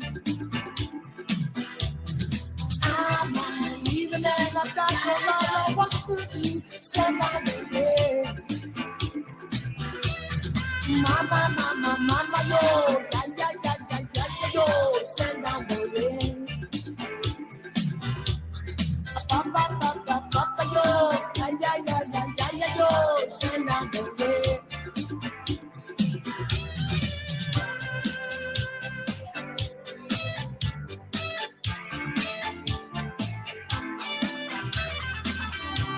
Jah is my song and that one make me feel so strong. Jah is my song that makes me feel so strong. No matter what they say, even if they say I'm wrong, I'm gonna feel strong, 'cause I know I'm gonna live long. Oh Lord, yes, I'm living out. I got a lot of what to do. Send down the rain. Papa, papa, papa, yo, yaga, yo, send down the rain.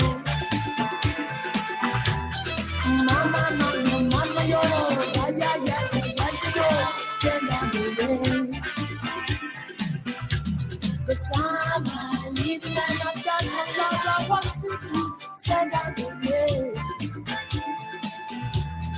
Papa, papa, papa, yo, ya, yo, send down the rain.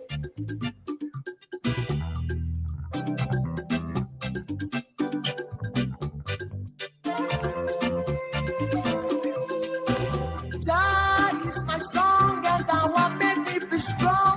Even when I'm wrong, I'm gonna live long. That is my song that will make me feel strong.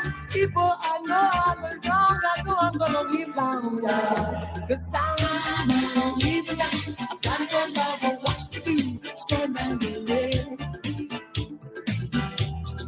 Papa, papa, papa, yo, ya, yo, send down the rain.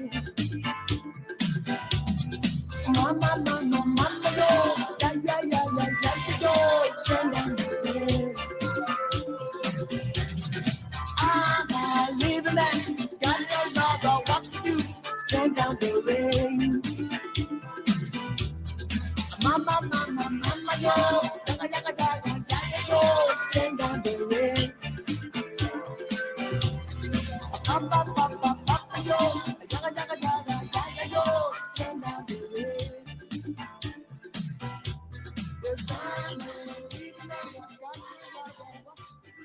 Send down the rain.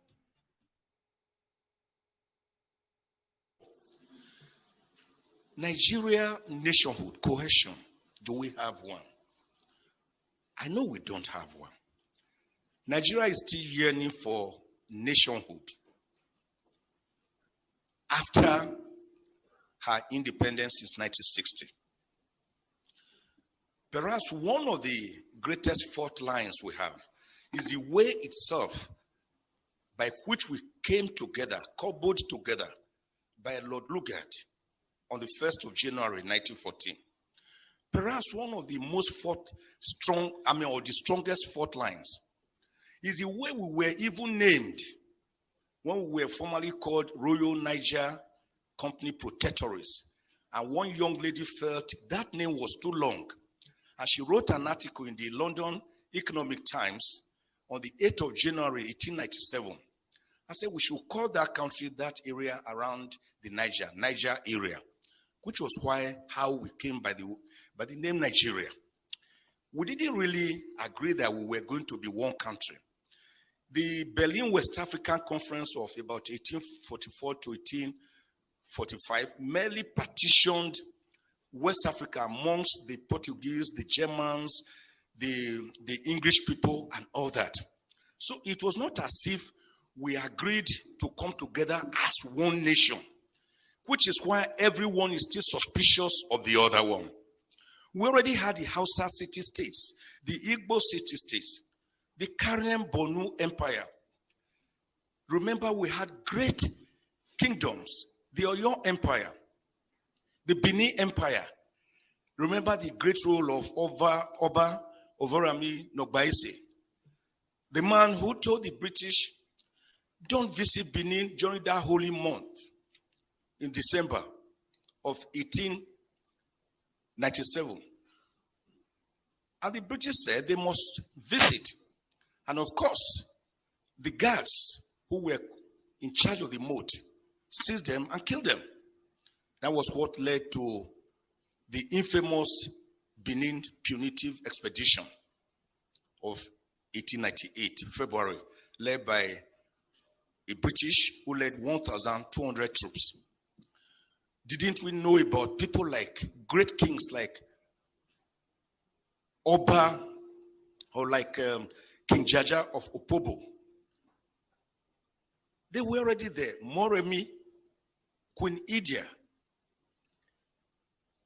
So we had our set ways of life, and we were happy before the British came with their mercantilism, holding the Bible in one hand, and of course, slave trade on the other hand. A trade that was to ravage us for over 500 years before people like William Wilberforce, Thomas Clarkson, even our own Olaudo Equiano stepped in. And before the great American, Abraham Lincoln, on the 19th of November, 1863, abolished slave trade, for which, of course, he was promptly executed in 1865. So the problems have been there. That is why no Nigerian believes I am a Nigerian. If you ask me, I will say I'm from Ijukwe, a small village near Agenibode, in Esako, East Local Government Area of Edo State. Because unlike what President Kennedy once told the Americans, think not of what your country can do for you, but what you can do for your country.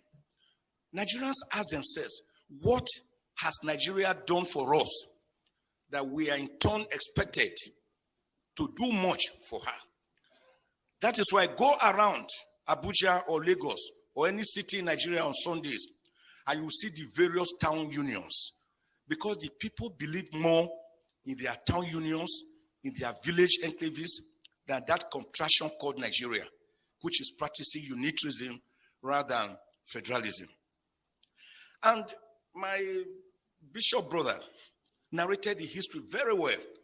The American Revolution, the independence of 1776, and of course, the Philadelphia Convention between May and September 1787, where they decided to have a more perfect union with 50 confederates coming together. They were already confederates, but they needed to have a more perfect union. It was that convention, at that convention, that they agreed on certain irreducible minimums of government: federalism, presidentialism, the doctrine of separation of powers, which had earlier in 1748 been popularized by the great French philosopher Baron de Montesquieu. It was at that conference or convention they agreed on the doctrine of judicial review. It was at that conference that Washington himself was thrown up, who became the first president of America. It was at that conference you had the great federalists like Alexander Hamilton, John James, Thomas Jefferson, James Madison, great Americans that wrote the American Constitution, which today has just about 27 amendments and about 7,891 words, unlike our Constitution, which is as big as a briefcase and is unworkable because it is not the people's constitution. Now, what happened at that conference is that the people decided to come together to believe in a document, in a constitution, which was people-driven After the 50 states came together, 36 states, and then subjected it to a referendum. So I've always asked the question, why is Nigeria, why are we afraid of that word referendum when we hear of a referendum, plebiscite? Didn't we do it here at least in 1963 on the 10th of August when the Midwest region was separated from the Western region to become the fourth region in Nigeria? So referendum is not something we should be afraid of. The process by which a constitution comes into being is even more important than the contents of that constitution, which is why Nigeria derived the present constitution of 1999, that is actually decree number 24 of 1999. So the American constitution was people-driven, unlike the Nigerian constitution that was a militarily imposed constitution. It can never enjoy the legitimacy, the credibility, the believability, and the autonomy of the people because it is not autonomous. It is not people-driven. So Egypt did it. They had their own constitution. Iraq, Iran, after a referendum, Kenya, South Africa, Morocco, Tunisia, Eritrea. Why can't we have our own constitution? It is not that it will solve all the problems, but it will be the beginning of the solution to the problems so that mutual respect will come in. We cannot have national cohesion in a state of inequity, in a state of social injustice, in a state of religious intolerance, in a state or a situation where some people believe they are born to rule and others are born to serve as clappers and as hewers of wood and drawers of water. Let me end, sir. Since you are warning me, the way late MKO Abiola put it, I always like to mimic him. Great Nigerian who won the presidency but was murdered and he never reigned for one day.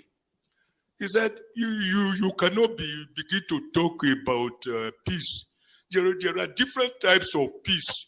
In fact, the most peaceful place on earth is the graveyard, the cemetery. But that is not the kind of peace we want. The kind of peace we are talking about is peace that is imbued with social justice, egalitarianism, mutual respect, religious tolerance, ethnic tolerance. That is the kind of peace we are talking about. God bless Nigeria. Thank you.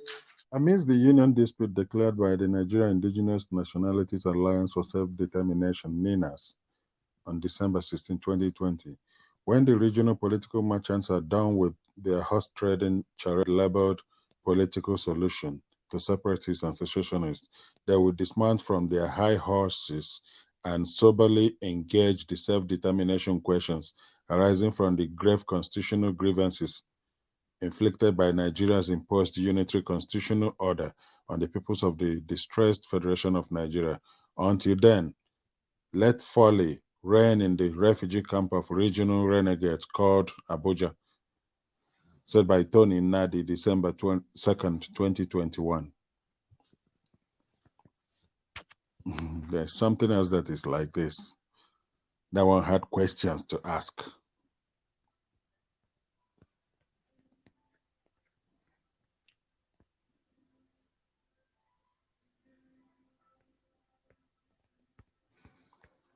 Here it goes. Wale Arishekola asked the following questions. He says, if anyone has any answers, they should please wake him up and in the morning and let him know what the answers are to these questions. What suddenly happened to the Bring Back Our Girls movement? Have all the girls returned, or it was a mere selfish project by aggrieved individuals? Number 2, why has Duziki not gone back to court to face charges for his monumental fraud since he was granted bail last year? Does bail mean all charges have been dropped forever, or has he been going to court secretly? Number 3, those who promise that they will expose the sponsors of Boko Haram as soon as possible, What are they still waiting for? Are the sponsors still elusive 5 years down the line? We haven't had the name or prosecution of any sponsor. 4. Where is Sadiq Oguche, the mastermind of the Nyanya bombing, and Kabiru Sokoto, who was apprehended for the Suleja Catholic Church bombing? Where are they? 5. When Boko Haram members repent, unquote, and get rehabilitated, how do they not mention their sponsors? Also, how do we monitor them to ensure they don't go back to rejoin the terrorists? Number 6, where are we on the sensational NDDC/off-mic exposure? Are the people just going to get away with such monumental fraud as exposed by Ababio and Co? 7. What is the outcome of EFCC's investigation into the alleged multi-billion naira financial misappropriation and embezzlement by the chairman and commissioners of Nigeria Electricity Regulatory Commission and illegal use of the commission's money against President's directive to buy expensive luxury cars for themselves and their spouses? Number 8. Where are we on the Magu issue? Is he still on suspension or has he been removed? Was he found guilty or was it just a setup? Number 9. How did the police arrive at discharging Abba Kyari without releasing the circumstances surrounding his involvement and vindication by the Special Panel of Investigation? Does it mean that FBI lied? Is it the duty of a police officer, crime investigator, to mediate between a teller and an international criminal? Number 10, when will we see the report of the NNPC audit that was promised to be released within the first 6 months? Anyone with sensible answers to any of or all of the above is invited to help out.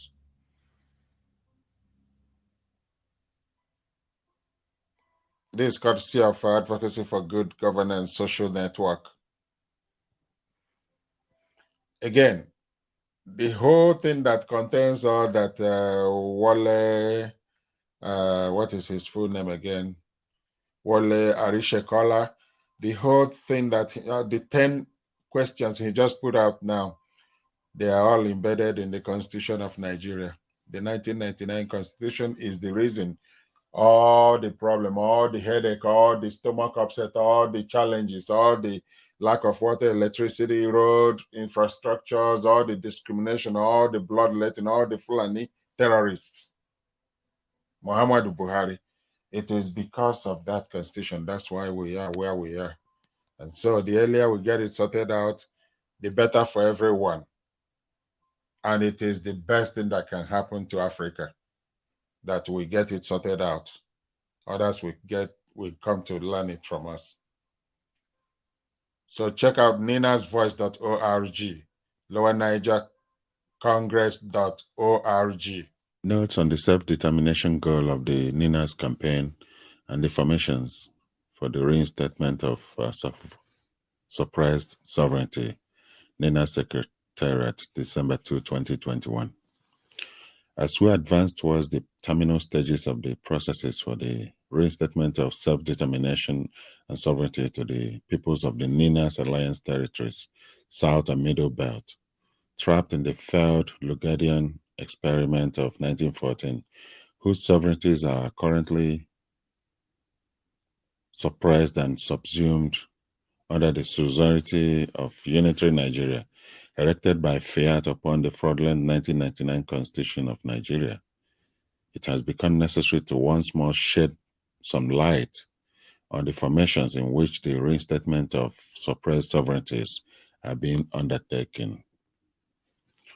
From the onset, as can be verified by a review of all our public communications documents, including audiovisuals over the years, the goal of the entire intervention we have driven since 1999 as PRONACO, MNN, and NINAS had always been to deliver the sovereignty of the peoples of Nigeria back to them.